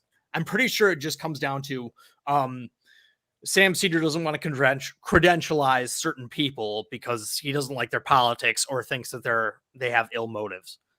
Yeah. And the thing that I brought up is like, if you're an independent production company, which Citizens United was, you haven't been around long enough. But if the Disney Corporation buys your movie, or Paramount, or any of these similar companies, they're established media brands. Therefore, that would be fine. Because he was like, you have to have a track record of producing stuff in the past. And remember, all these people, actors, big directors, they start their own smaller production companies and then partner for distribution. Right. So like clearly he would be fine with that if it's a smaller thing. And it was an unworkable law that people knew was unworkable when it was proposed. And this was the logical conclusion. And again, when Sam actually makes the case that you could develop a metric, but you could see him flummoxed on how to actually develop it, right, you realize that there's nothing to it. Because if you just have to make 2 bullshit movies and then you can do whatever, then like every company's going to make 2 BS movies and then do 2 whatever. straight to DVD movies that nobody watches so they can get their real thing out there. But it's like, on the point of credentialization and all that stuff, hold on. Kirk, give us your thoughts. I'll be right back. Sorry, guys. Oh, I guess I'm taking over the show now. I want to announce we just hit 70 likes, which disappoints me because we were just at 69 likes, which I thought was where we wanted to stagnate at. Should I read some super chats? I don't know. Well, I see one directed at me from Danny. Said I can't bring it up here because I'm not like a mod or whatever. But he says, "Hey, Kirk, Sean, and Steve, Love your stuff. I'm 30 minutes into Southern's video. You think it's worth watching? I think it's only worth watching if you are familiar with that drama or if you were interested in the so-called dissident right at the time, as I was. If you're not really familiar with that trend or whatever, or not really familiar with any of the players involved, probably not going to be your cup of tea, if I'm being honest. Yeah, if you're new to online politics, the only value you could get out of it is just to see what it was like before you got here. It provides some nice context on what the landscape is like now, I guess. What's that? Sorry, I had to take care of something. Well, I was reading Danny's super chat because it mentions me. Would you? He says that he's 30 minutes into Southern's video. Do you think it's worth watching? I liked it. I thought it was worth watching. I kind of like the drama. Justin for $2 says, "Is Lauren a centrist now?" No, she says in the documentary she's still a very conservative. Yeah. Oh, you guys were getting caught up on super chat. Sorry. Yeah, I know. We didn't know what to do. So, and you could tell that Lauren's not a centrist now. That was again when she came back. That was an attack that was put on her, that she was coming back as a centrist and like was some coward or whatever. So on the point of campaign finance, Jonah Goldberg has this expression. I don't think he came up with it, but he's fond of it. It's complexity is a subsidy, and that's basically means that the more complicated you make the rules, the more you benefit the big actors, the big players in the scene. So yeah, like you said, these strict campaign finance laws, if you require credentialization to make a movie, that's going to benefit Disney and Paramount and all the rest. And these independent filmmakers are going to be screwed because they can't afford the lawyers. Yeah, it was like how there's basically no new tobacco companies until vaping came on the scene because advertising was banned. Yes, I have a video about that, Kenny. Oh, I watched Knowing Better's video. What? He made Knowing Better. He had a very good video on smoking. Come on. I had no idea. Apparently, I copied off of him. But no, he released after. He released his on the 4th of July. What? Holy crap! Did you release yours after? I don't even remember. I'll look. But that was at like the same time. Yeah, go look. I think Sean and I have both reacted to Knowing Better at points. Kick and Berry 3. Yo plebs, get your noble gold and your ketos with justice. Sure. Is that keto? I'm damn, you did. You released yours on July 5th, literally a day later. Are you fucking serious? Yeah. Way to go. People probably think I ripped him off. Actually, I don't know. But yeah, I made that exact point. Maybe probably not. Cause you can't make like that type of video in like a day. I think I released it early on. Maybe he's a secret patron of mine and he just copies my shit. I don't know. I mean, Knowing Better's hit or miss in terms of his content, I think. I agree. Miguel Zarita also has Jank Uger's profile. $10 super chat. Thank you very much. By the way, thank you to the last person. I don't think I said thank you. Immigration is a tough issue. I can't side with the conservatives or progressives. Their talking points seem like BS. I might be biased though. Well, everybody's biased. I agree. It's not the easiest issue. I definitely lean more on the progressive side of things, if you want to call it that, which is ironic because I think they're not very far off from having restrictionist views. If you hear some of their other rhetoric, especially on like trade, they're not very far off from logically leaping towards, we should be letting all these people in. I'm convinced that if, the influx of immigration to America was white people who were poor, they would not be for it. It's because they're it's woke. Yeah, it's woke. Not me though. I want to undermine the American worker because I'm consistent. You are. Bob the Hun, thank you again. $5 super chat. AOC has that look where you could see her as hot or ugly, depending on if you like her or hate her. She's not explicitly hot like Lauren Southern. I think when you're a politician, especially a high profile one, there's people always taking pictures of you. So yeah, that's where they got those photos of AOC with her teeth out looking goofy. I think the vast majority of people who look at her are going to go, that chick's hot. But I agree that Lauren Southern's hotter. Send me the images of like the women that you're hooking up with, nudes to my DMs, and I'll compare and contrast them. So, but send them my way as well, please. I'll share them. But seriously, like the people that are like, here's a weird angle of her or whatever. It's like you're photographing these people. There's videos of them from all different angles, all different lighting situations, etc. We're talking about like not like she's this hottest superwoman in freaking Hollywood. We're talking about compared to members of Congress. Oh yeah. And like to the general population, she's an attractive girl. That's part of her Mhm. appeal. Seamus McBride, $5. I was annoyed that he got away with trashing you on Timcast. I'm assuming he's talking about Hunter. I mean, I got to go on Timcast after, so you know. Yeah. God, I hate Tim. Speaking of which, you guys think we're headed toward a civil war? No. Obviously. Well, so I think a lot of people are undermining the chances of a civil war. I don't think it's going to happen, but I think people undercut the chances simply because I don't think there's any will on either side of the intellectual elite to calm down tensions. I hope I you're think- wrong. No Civil War. That movie already came out. Like the thing, like it, but people sort of conceptualize Civil War as the first one we had. When it's going to look a lot like the Troubles or the internal conflicts that like countries that Colombia and Peru have had against communist insurgencies. In the U.S., it'll just be against like right wing insurgencies here. I think it'll look a lot like Colombia's war they've had with their communist rebel groups they've had over the last like 50 years. I forget what their group is called though. Sean and Kirk talked about this on your live stream, Kirk, which was like what, yesterday? Yeah. The peaceful divorce people or whatever. It's like we can't get through a fucking election now without people going insane. We don't do anything peacefully here. Like this idea that America's going to have this amicable split up is just obscene. We're a country of yahoos who like guns and stuff. It's not going to happen. The organization I was talking about is FARC. Oh, I don't. Yeah, I think it's going to look a lot more something like the Colombian conflict or the Troubles. Well, I hope you're wrong. That was when Colombia settled with the FARC rebels. That was the last armed conflict in the Western Hemisphere, which was pretty no, remarkable. Peru was still fighting theirs. I think. No, I think it's I said in my video, I said it to Kirk yesterday. I think it's like the essence of vanity to think that you're in the like generation that the world's going to end, that the country's going to fall apart, that the empire is going to collapse or whatever. Like, it's not the most divisive times in America. You just have the internet and you're terminally online. Most of the people who are talking about Civil War think that politics started the day that they became that they started watching it.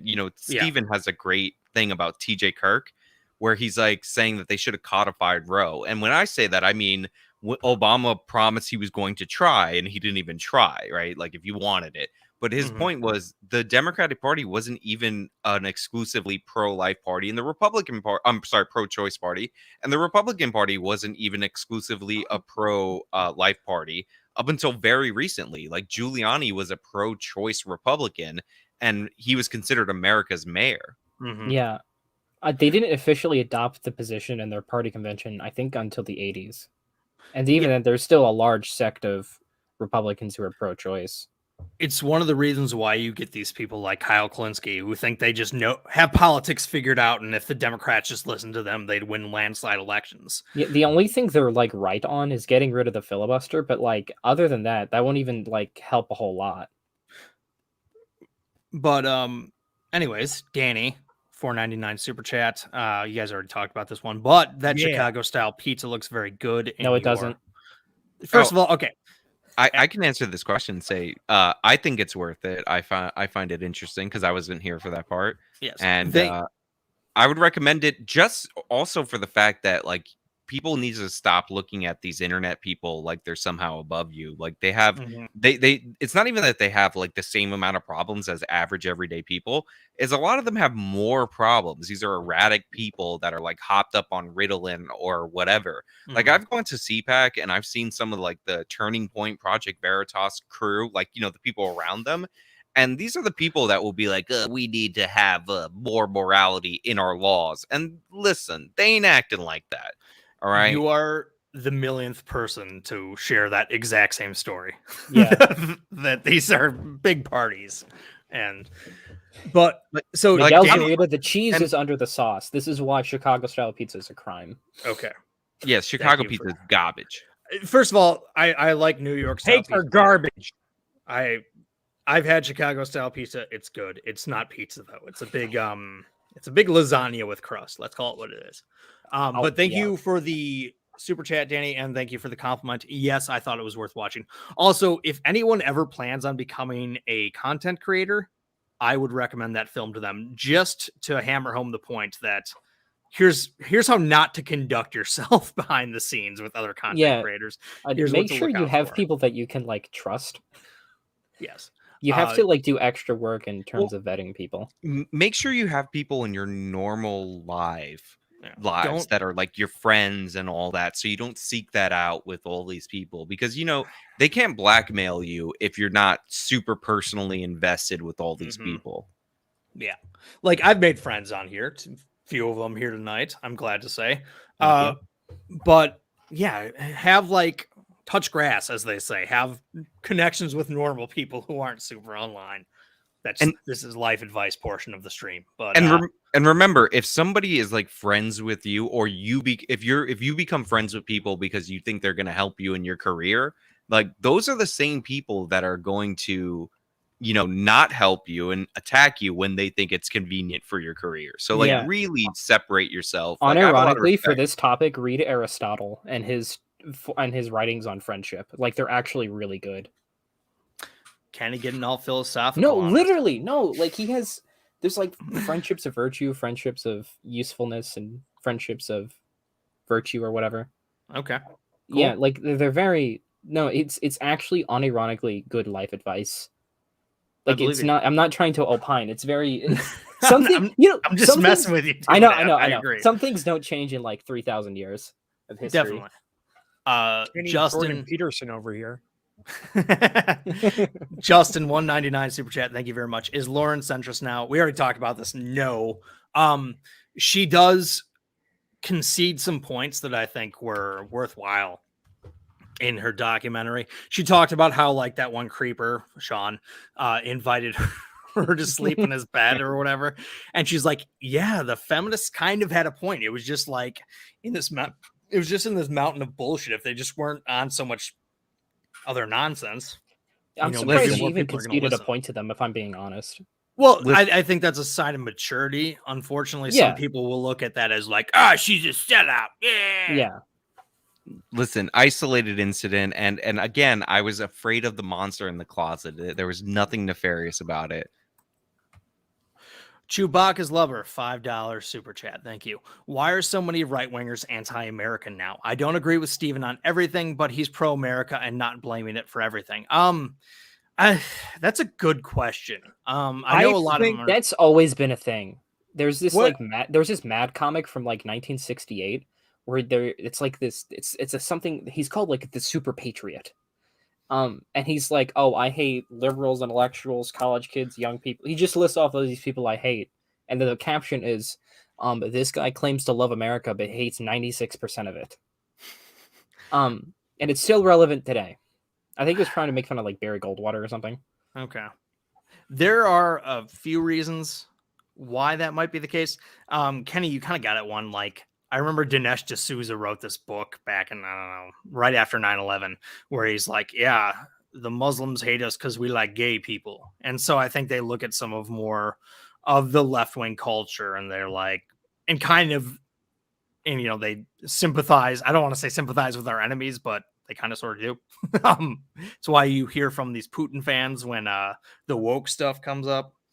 It's funny. I got a comment on one of my videos today, and like he did the typical, "You never criticize right wingers." I'm like, are you kidding me? Whenever I go off on foreign policy, I get a bunch of Tucker fans like, why are you always simping for the West? I mean, you don't criticize them on YouTube. You mostly criticize them on Twitter.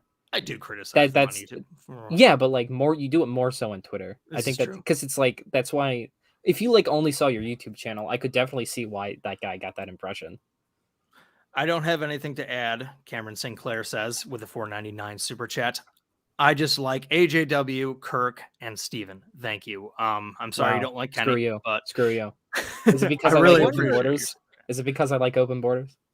I'm guessing he doesn't know who you are, but I know. I'm joking. Jeez, the Orange Ninja Turtle. You're so generous tonight. $10 super chat. Thank you so much.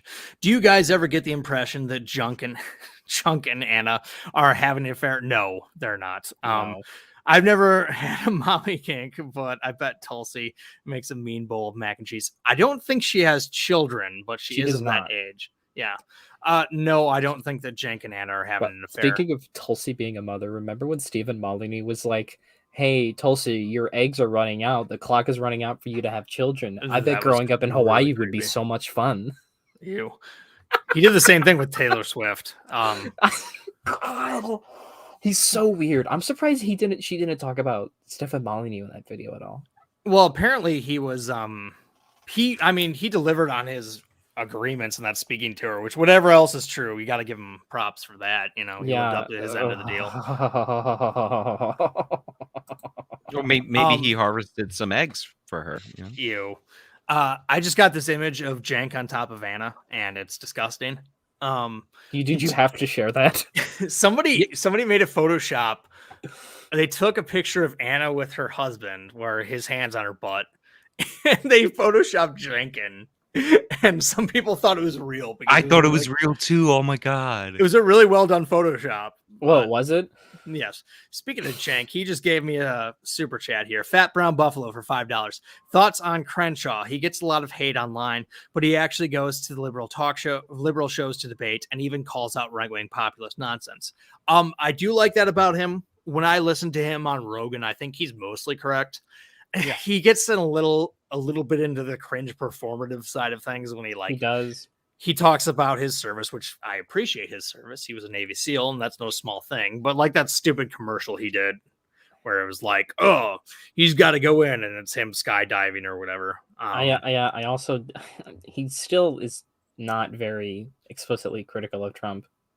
He's still too pro-Trump for my liking. His argument was that he was the guy who really sided with Trump. Yeah, that's what. In his arguments with Marjorie Taylor Greene or whatever. My whole thing, the stupid thing about like, well, I voted with Trump. It's like Trump doesn't have policy ideas. Like he sided with you, if anything. But he's just Trump just sort of believes whatever the last person tells him, whispered in his ear.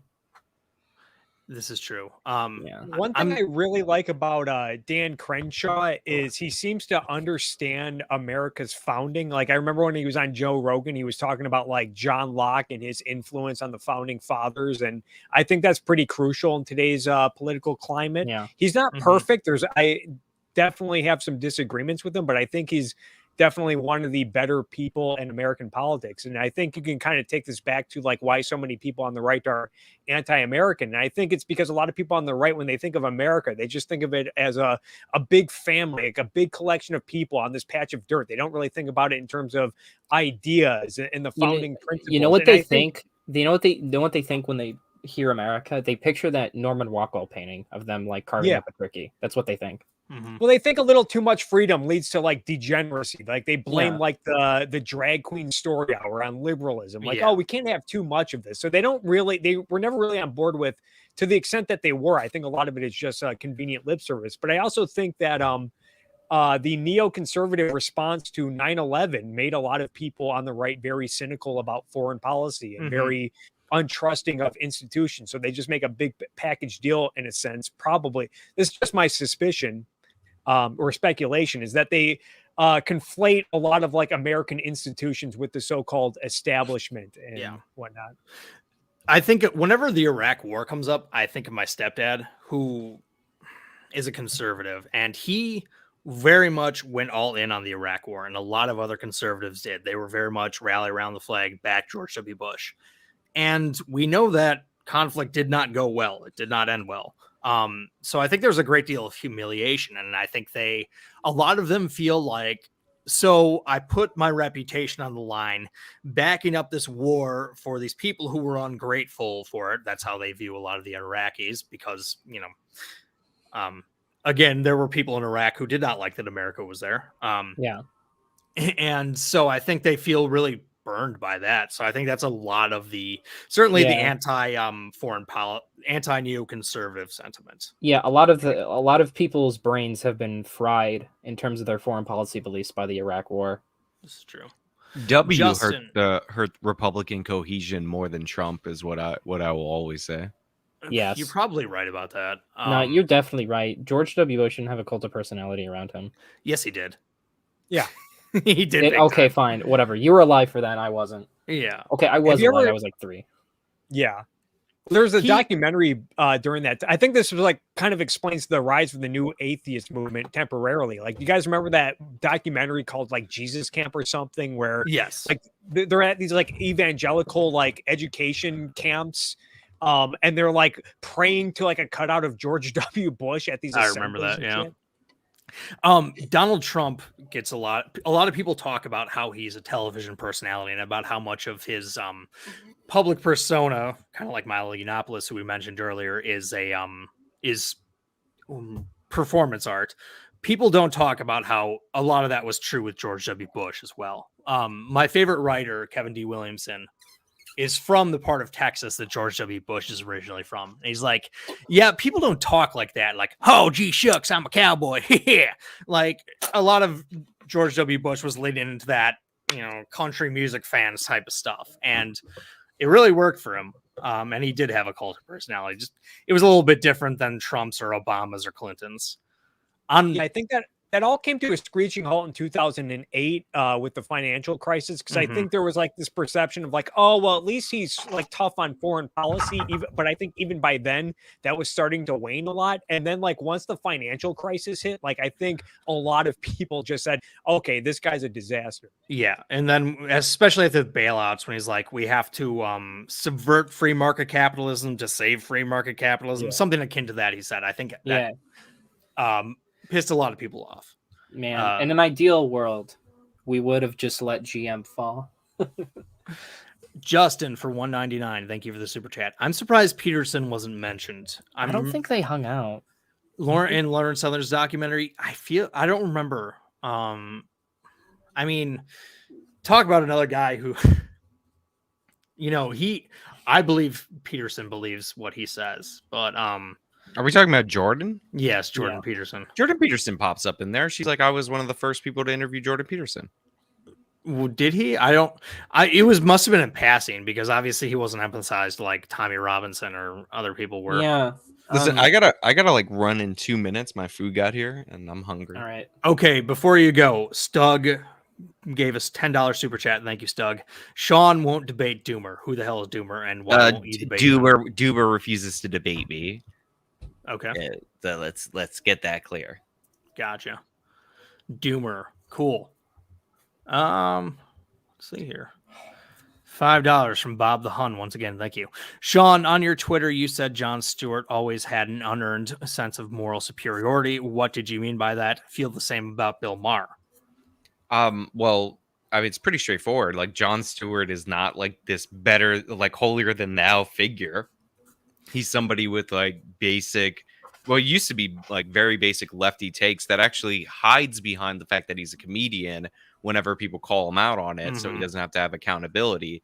And now he's doing the woke thing. Jon Stewart's so overrated. This is one of my hot takes on Twitter. I got a lot of crap for this, but it's like, I mean, it's just true. He's just not. He I would would say- always do the tap dance of, oh, I'm just a comedian, kind of like Jimmy Dore does, honestly. Like, And I would say Bill Maher, he has that too, but it's actually kind of part of his shtick that he's like this know-it-all, like so it's more he's almost like more aware. Now that could be biased because Bill Maher is like, I agree with Bill Maher on more things, but it does seem like he has this like smug, I went to Cornell, New Jersey, I like kind of thing incorporated into his thing when Jon Stewart's trying to pretend to be like an everyman. Yeah. I don't like Bill Maher because he has like all the dumb politics of a boomer.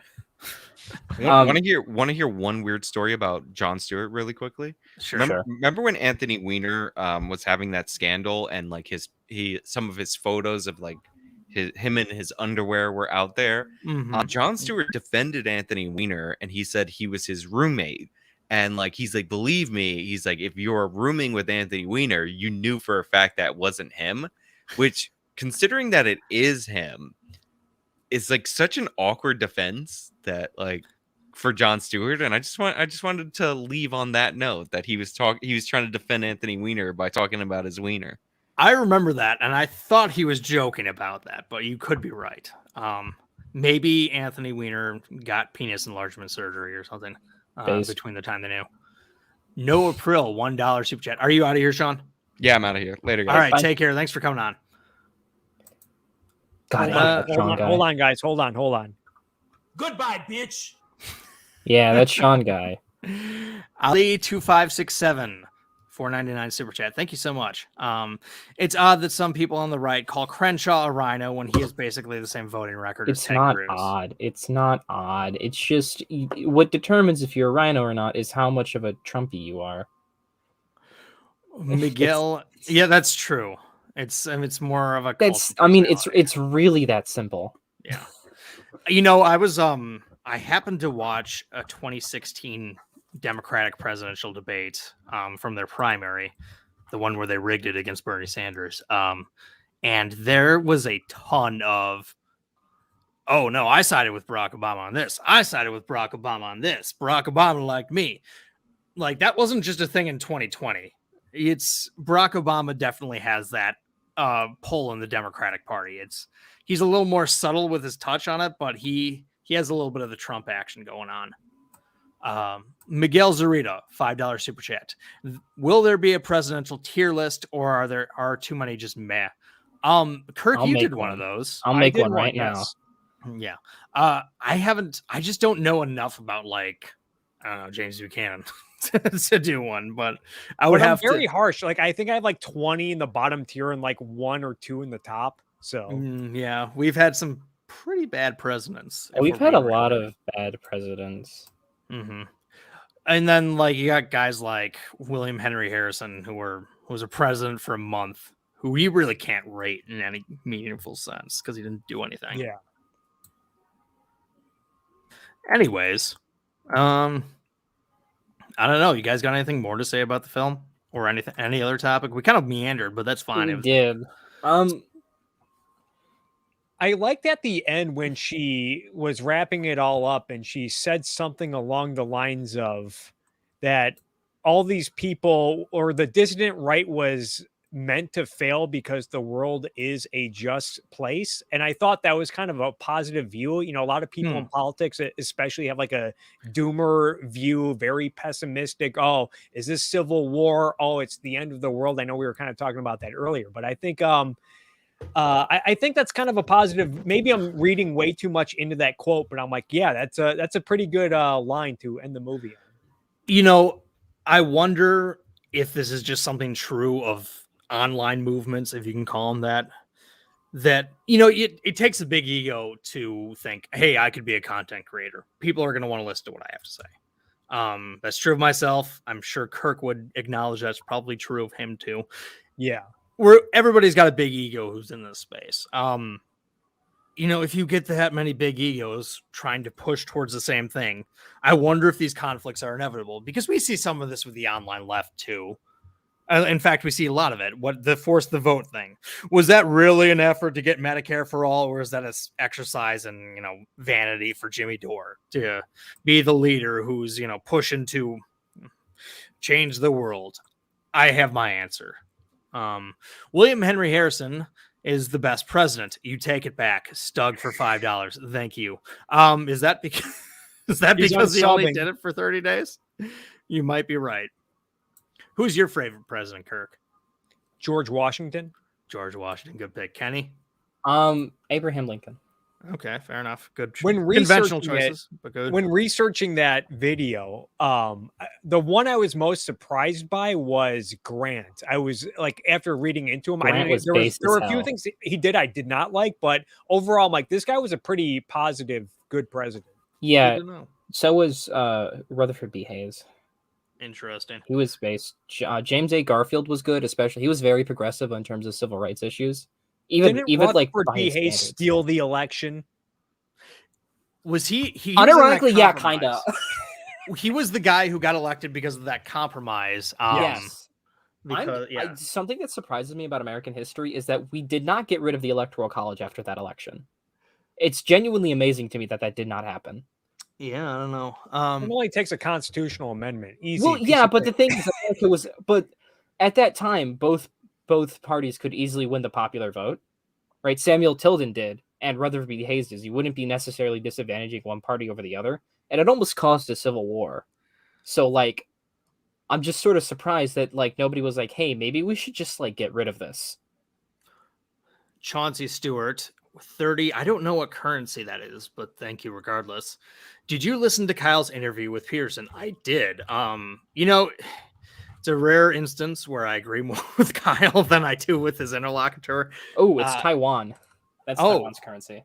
I knew you didn't live in America, Chauncey, but I didn't know you lived in Taiwan. Pretty Well, cool. I prefer to call it China, and I call what everyone else calls China, I call it a zone that's occupied by an illegitimate dictatorship. Chauncey is also a scuba diver like me, but I agree with you, Kirk. Taiwan is a real China. Jordan Peterson was so defensive in that, and I mean, I like that he, you know, brought Kyle down to earth on the question of Canadian healthcare. It's like, no, there are significant trade-offs with this system, because he wasn't necessarily even arguing for the American system over the Canadian system. He's just like, yeah, having single payer healthcare has downsides to it, which I don't think most of the online left appreciates. They seem to think that if we just get everybody on Medicare, that basically everything in our healthcare system is going to be solved. Joseph Trojan, $2 super chat. Thank you. I actually did not watch it. I've only seen clips, but I don't really care enough about either. Maybe I should watch it. Maybe is there good like fodder in there at least? Maybe like you might like the stuff on healthcare that they talk about. It was kind of odd. Like Jordan Peterson is mostly known for the culture war stuff, and obviously he's not a one-trick pony. He has more topics than that. But Kyle kind of talked to him about conventional politics, which makes sense given that's his subject. But it's like, I don't know, you brought on Jordan Peterson. Why aren't you going to talk about more of his topics? But they do go into the Elliot Page transition stuff, which was the most contentious part. And that's definitely where Jordan Peterson was the most defensive. Kenny, did you watch it? I watched a little bit of it. And yeah, Kyle did pretty all right, considering he's not that good in debates, in my opinion. He's the master debater. Everybody wants me to debate him. He's gonna crush me. I hate internet debates so much. They're stupid. If I ever am like challenged to debate, I'm just gonna say fuck off. I don't care. El Nini, $5 super chat. Thank you. If the presidential election started tomorrow, Trump or Biden? Biden. Like who would win or who would I vote for? I would definitely vote for Biden. If it was tomorrow, I'm not sure. Who would win? Yeah, I don't know. Right now, I know Biden beats him in the polling, but if there was actually an election, I mean, especially coming out with now, I can't imagine voting for Trump, especially after like him trying to fucking steal the car on January 6th. Okay, do you believe that? I want to believe it. Uh-huh. I want to because it's funny. A lot of people were talking about like, how would he do that if he was in the back seat of the presidential limo or whatever? Well, I mean, he could like lean forward a bit, I guess. Maybe. Kirk, who do you think would win, Trump or Biden? I think Biden would win again. You might be right. Trump is pretty toxic. I'd probably vote for Biden again. I don't know though. I do not like. My standards were low for Joe Biden, but even by those very low standards, he's failed. I think he's done okay with the cards he's been dealt. Except on Afghanistan, that was just a disaster. That was terrible. We should get Dash Jabrowski on here to tell us why Joe Biden's doing a great job. Who? You don't know? Oh, you haven't been on Twitter. You haven't seen Dash. He's the newest Twitter celebrity that everybody makes fun of. Oh, yeah. Is he like the What Biden Has Done account? No, he's this guy who like makes very short videos where he's just yelling into his camera about how great the Democrats are and how they're going to win. He's sort of like a Tim Pool, but for Democrats. Not quite as like they're going to win 50 states, but he's always providing the silver lining for any Democrats who might be watching. Yeah. All right. I made a tier list with the presidents I know enough about to rank. Okay. Your thought, no Pearl, $2 super chat. Your thoughts on Biden's fist bumping MBS in Saudi Arabia? I hate it. I hate that we have relations with Saudi Arabia. Yeah. The left likes to bring up Yemen in terms of criticizing U.S. foreign policy, and they're sort of right. Necessarily wrong. Yeah, they're not wrong. I totally agree with them. But as Henry Kissinger once said about Yemen, it's a shame they both can't lose. Right. Because nobody in that civil war is good. I get that we're necessarily going to have to work with people who aren't the best for the greater good, if you will, in terms of I foreign don't policy. even think Saudi Arabia could. What does Saudi Arabia do for us? They buy a lot of our weapons and they drill a lot of oil. I mean, that's the big reason why Biden is there. He needs more. I He mean, needs we them don't drilling even. more oil. How much oil do we import from Saudi Arabia? It doesn't matter. It's a global market. The more they drill, the lower the prices everywhere. I guess, but it's just I've never been a fan of US being friendly with the Saudis. So the reason why they did a fist bump is because they didn't want to do a hug or a bow for Biden. You know, I think Obama went there during his presidency and did a slight bow because, you know, it's technically the king of Saudi Arabia. And so they decided on a fist bump, which was stupid. They should have just nodded to each other or something. Not that I think the fist bump in and of itself is terribly consequential, though our relationship with Saudi Arabia is. Although I haven't really made a tier list, I have listed out who I would have voted for in every single presidential election. I saw recently. that. Yes. I probably would have voted differently than I did in 2012. My politics are different now. I would have voted for Romney over Obama. Did you? Yep. Oh, did you vote for Obama in 2012? Yes. Yeah, I voted for Romney in 12. I was a shitlib in 2012. So. Oh, you were me in 2012? Yeah. Base. I was. What the hell? What happened? I watched a lot of MSNBC, and I also watched the Young Turks at the same time too, so I knew that MSNBC was basically a pro-Democratic Party network, and that's what I was getting by watching it. But I still largely agreed with them. I hate MSNBC so much. I remember when Crystal Ball was on MSNBC. I remember when Tucker Carlson was on MSNBC. That was a long time Sam ago. Cedar. He's a contributor to MSNBC, which is yeah. And Jimmy Dore always throws that at him like, you're a sellout because you work for MSNBC. I just think MSNBC is annoying because they constantly talking about like Trump getting criminal charges and they just never happen. Although I think we're getting closer now than we ever have to criminal charges against Trump. I still don't think they're going to happen though on the federal level. I think Georgia, I think they're coming. Simply because it doesn't, unlike in New York with the taxing, they haven't dropped it. They're still like subpoenaing What was the people. big deal with January 6th? It was just a bunch of people. Did you see the picture of them with the velvet rope? They just wanted a tour. They weren't just wanted the tour. I love the myriad narratives on that it was Antifa, that it was just Matt Gaetz that day said those weren't Trump supporters, that was Antifa. It's like, bro, it's been like 3 hours since you've gotten back into the chamber. Actual justice war. I don't know who this guy is, but he gave me a $5 super chat. Thank you. W kissed the Saudi full tongue. And the unnecessary Biden stimulus made everything worse. Incentivized shutdown made supply chains worse. Or that's all true.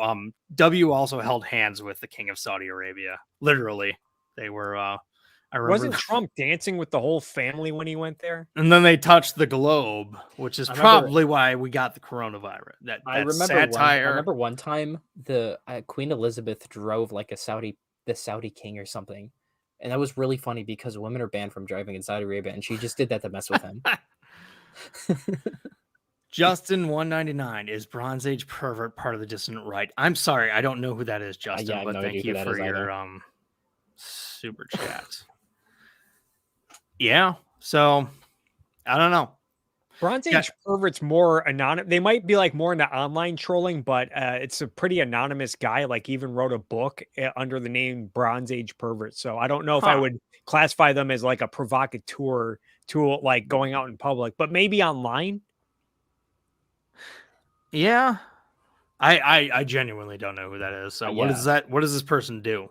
Yeah, I don't know who this person is. Are they like alt-right, or are they just like kind of trollish? They're kind of like in like the same. I think they're pretty friendly with the alt-right. They basically want to go back to the Bronze Age and be all about like muscly men and strong men and whatnot. And they're against degeneracy. And that was the Bronze Age. I'm pretty sure life was pretty bad under the Bronze Age, but yeah.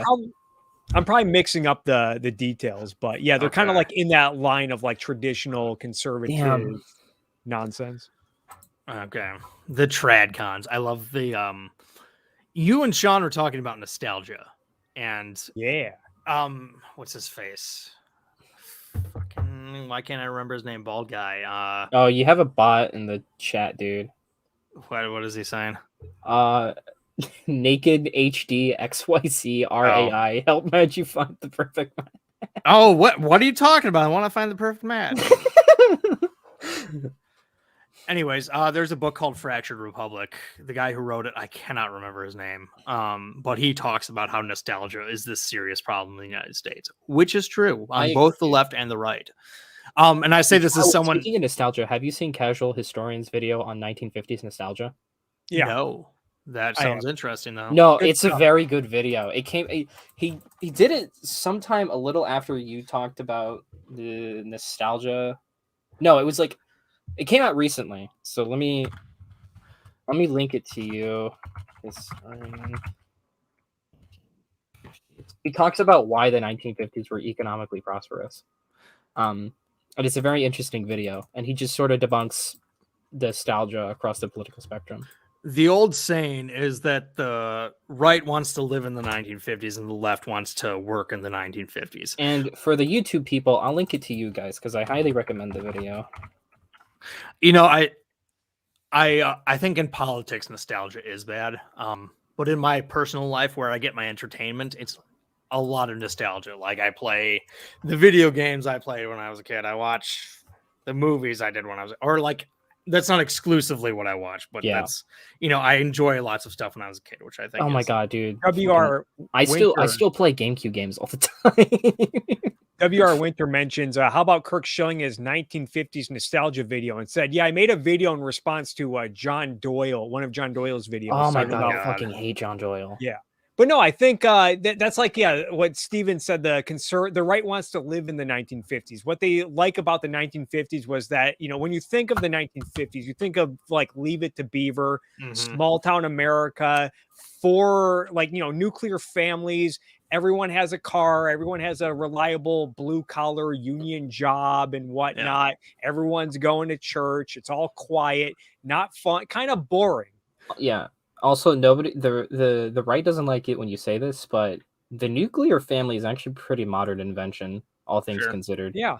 A lot of people before suburbanization of the US used to live in like multi-generational households. They would live in like a duplex or a fourplex or in a small apartment building, and the all family would live in that and they live in there. And we know in the 19th century, a lot of people were just having big families like tenement apartments. Yeah. Unironically though, bring back multi-generational households. That shit's based as hell.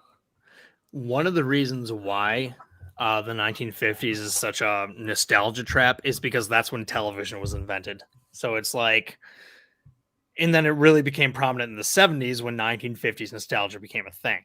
So it's like, that's very much ingrained in the consciousness for that. Another reason is demographics. That's when the baby boomers were born, and they're such a large generation. Yeah. UM536 Vids gave a $4.99 super chat. Thank you. Remember when the Union stormed the Capitol during the Walker recall? Trump wanted his own house of those, or his own of those, on January 6th. Supporters waving flags around in the rotunda. I do remember that. I don't remember that. That was in 2011. And yeah, that's what Trump wanted. And that's, people have protested outside of the Capitol before. Like when they were passing Obamacare. There was a big protest. In DC happen all the time. I've been to protests in DC. You know? Right. I think the jarring thing is when they started knocking down the doors and just came on in. God. The rotunda in the Madison Capitol is open to the public also. You could just walk on in there any day. Yeah, I don't know about the same with Missouri's. Yeah.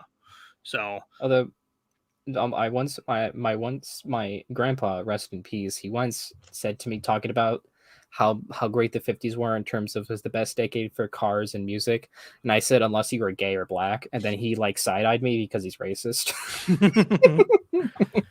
The new Elvis movie talks a lot about that. Was that movie good? It looked my good. mom liked it, but she's a big Elvis fan.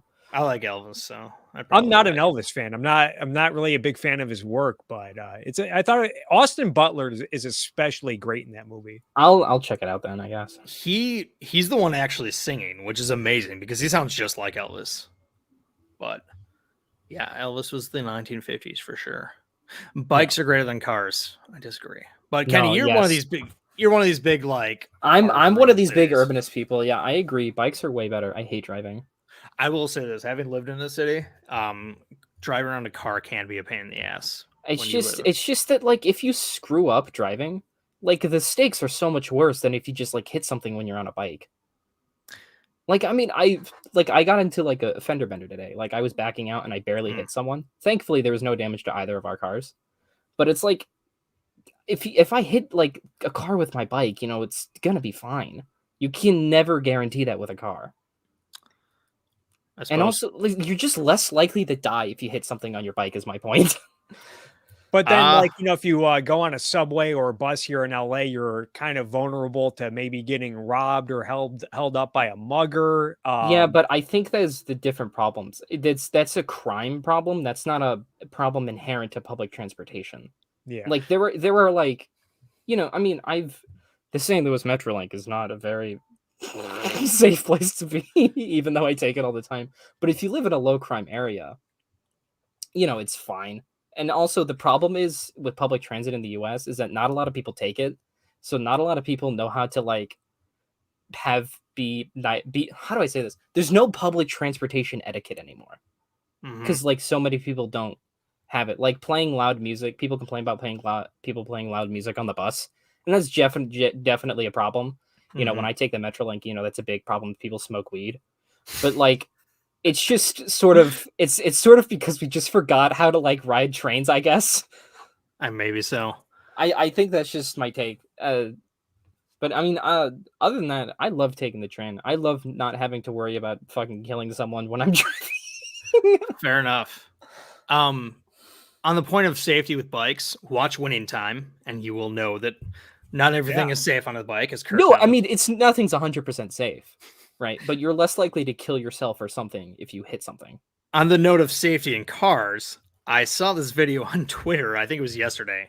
It might have been today. It looked like a real life GTA rampage. This one, oh, dude, I love those videos. This guy, he was driving on the wrong side of the road, literally carjacking people like in the game, like throwing them out of the cars. It was insane. I was like, man, I don't know what he did, but he was on a rampage. Dude, that's badass. All right. So someone on my chat, again, we're simulcasting this on Twitch. But someone is asking you, Kenny, what is your ideology? All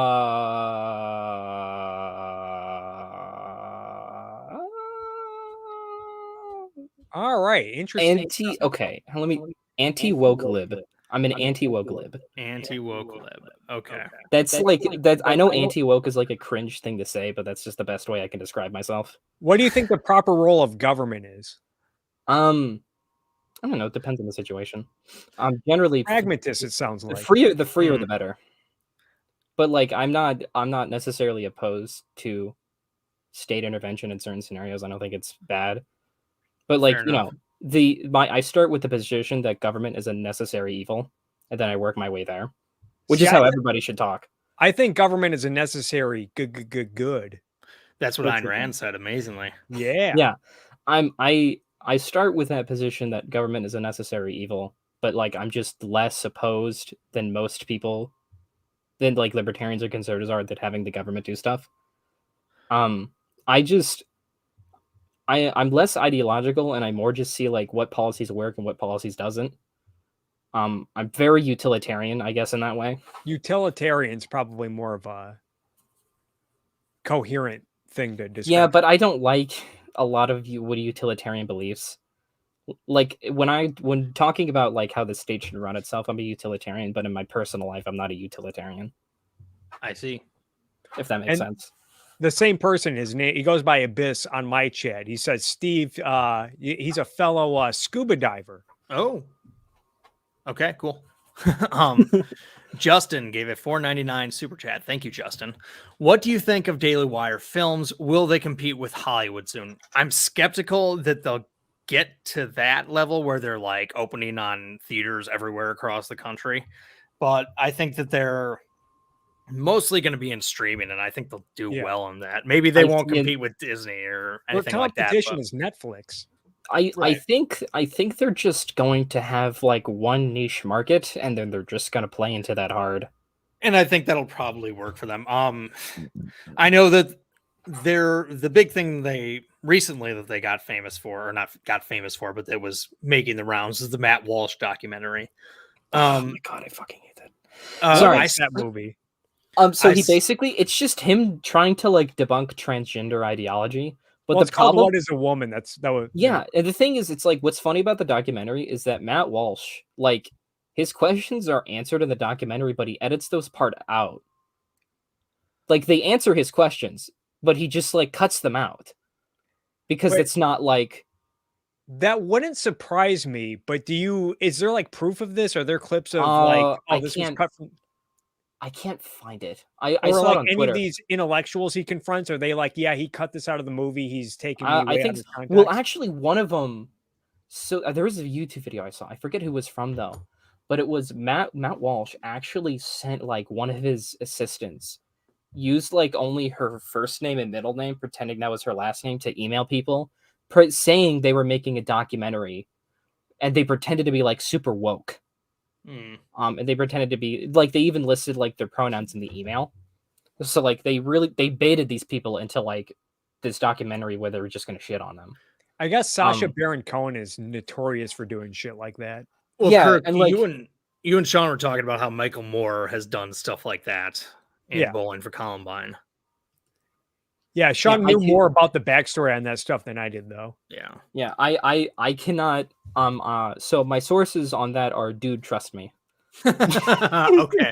Well, I'm gonna have to verify that. Not that I Yeah, I care. mean you should verify. I forget where I saw it. It was on Twitter somewhere, but it was like I think if you watch the documentary you could probably tell where they cut it.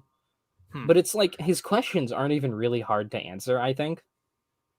Like he just like most of the time the answer is, oh well, gender is a social construct, which is a point I agree with. And he's just said like and he doesn't like that for some reason. Wasn't Well, he I know like why he on doesn't like it. Dr. Phil or one of those talk shows where he was having similar conversations and Yeah. asking similar questions and no one could answer? Yeah. I mean, I also just think these people aren't really good at debating these points. As far as the Daily Wire goes, I think they'll mostly get a lot of attention off of documentaries and stuff like that. Their actual films, I haven't seen any of them. I saw the trailer for that Gina Carano movie. It's like a Western. It doesn't look great. Maybe it'll be super good. I don't know. But Yeah. I guess we'll see how Daily well Wire they do. making movies reminds me of that 4chan posts where like they list Michael Knowles and Steven Crowder as failed actors and Ben Shapiro's a failed movie writer, and they all became conservative, and he's like, what the fuck is going on here? I'll give them credit for taking up such a venture. That's not easy. Yeah, I mean, they are putting their money where their mouth is in terms of Yeah. creating an alternate media ecosystem. Mhm. Even if their movies probably suck. They might. The backbencher, $4.99 super chat. Thank you. When a possible Supreme Court justice can't answer the question, Walsh baiting people to answer the question isn't the same as Moore. Yeah, I mean, I fundamentally agree. I haven't seen this supposed Walsh baiting, so I can't even say that Walsh baited people. But all I know is that Michael Moore is a disreputable filmmaker, and that nobody should trust him. Yeah, it's just that like Matt Walsh is the word for it is realist when it comes to gender. He thinks he's a bit of a realist or biological essentialist in terms of his view on gender because he's a trad cath. So like when people say, "Oh, gender's a social construct," he thinks that's a cop out and not like an actual way to view the world. Okay. And I mean, and that's just full point. That's the view I agree with. I think gender is socially constructed. As is stuff like race. I think I think a lot of it's just sort of made up. I mean, gender serves its I understand why it came into existence. I understand why gender roles exist, but I still think ultimately they were made up. And then, and that's fine. You can still have it.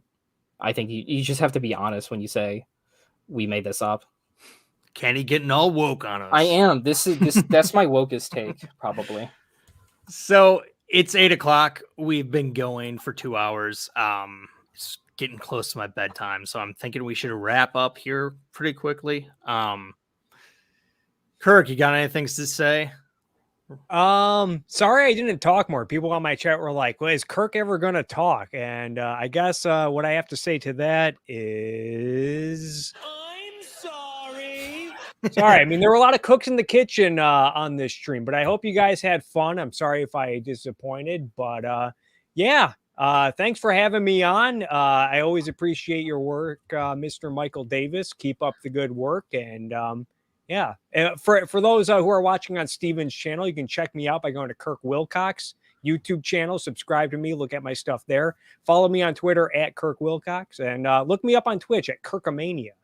So, yeah, Kirk, I'm sorry if we interrupted you or prevented you from talking more than you should have. I don't know. I thought you had some valuable input tonight. We didn't talk much about the subject we came to talk about. No, we did not. I legit thought we were gonna watch that whole movie. And no, I'm not. I'm not about that. Watching. I think in all fairness, I think I talked a lot like the first half hour to hour, and like a lot of the people who are coming on my stream now, they came in like the second hour after Sean showed up, and then there were a lot of cooks in the kitchen. And we got a lot of super me talk chats. About gender. We got a lot of super chats, which I 100% appreciate, obviously, but that does interrupt the conversation and the flow of things. But either way, check out Kirk's channel. He does great videos. Kenny, this super chat is more or less directed at you, so I'll close on you with this. Investigator Wiquin, $5 super chat. Thank you, Investigator. Your right gender is a social construct. Your right gender is a social construct, but it's a hard social construct. Think like the difference between planets and moons. Well, and just to be clear, like gender pertains to like social roles, not like biological sex. Right? A lot of people in the chat are being like, then how come we list your sex on a driver's license? Sex is not a social construct. You'll see some idiots try to argue that it is, but it is not a social construct. Sex is real. But like what we did, sex exists, and we saw that women give birth, so we assigned our roles based on the sex, based on what one sex can do and what sex can't, what one sex cannot. We started with the proposition with that, oh, these two sexes are different, and then you built a society around that. Like somebody said that, how can something be a social construct but be real? I mean, it's like money's a social construct, and government is a social construct, and marriage is a social construct, but that's all real. They still affect us. It's the same way, like back in the anti-SUW days, when woke people would be like, race is a social construct, but they were like, but people have like different skin tones. They just weren't getting that we made up this weird stuff around the skin tones. The skin tones are real, but like, race isn't. There's no such thing as biological race. Cool. Thank you for all of that, Kenny. I guess I'll close by saying check out my channel, subscribe, follow me on Twitter at follow Kenny on Twitter. Francis Armagnac, like the drink. Your handle is in the description box below. Thank you so much, Kirk. Thank you, Kenny. Thank you, Sean, for coming on earlier. Thank you. Me. Thank you, everyone, for watching, especially those of you who were very generous with your super chats.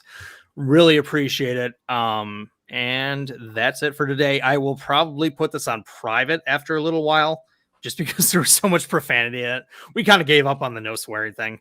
I think I was the first one to break the first. Okay, gotcha. I think it was me, but then. If you want to watch this later tonight or tomorrow, you can do so by subscribing to me on Twitch or subscribe to me on Patreon, because you'll be able to find it there. Huh? Cool. Yeah. All right. Okay. Yeah. Yeah. Take care, guys. Uncensored. Doesn't ruin my career. I just don't want to get my channel demonetized. Yeah. All right. Take care, guys. Later. Bye-bye, bitch.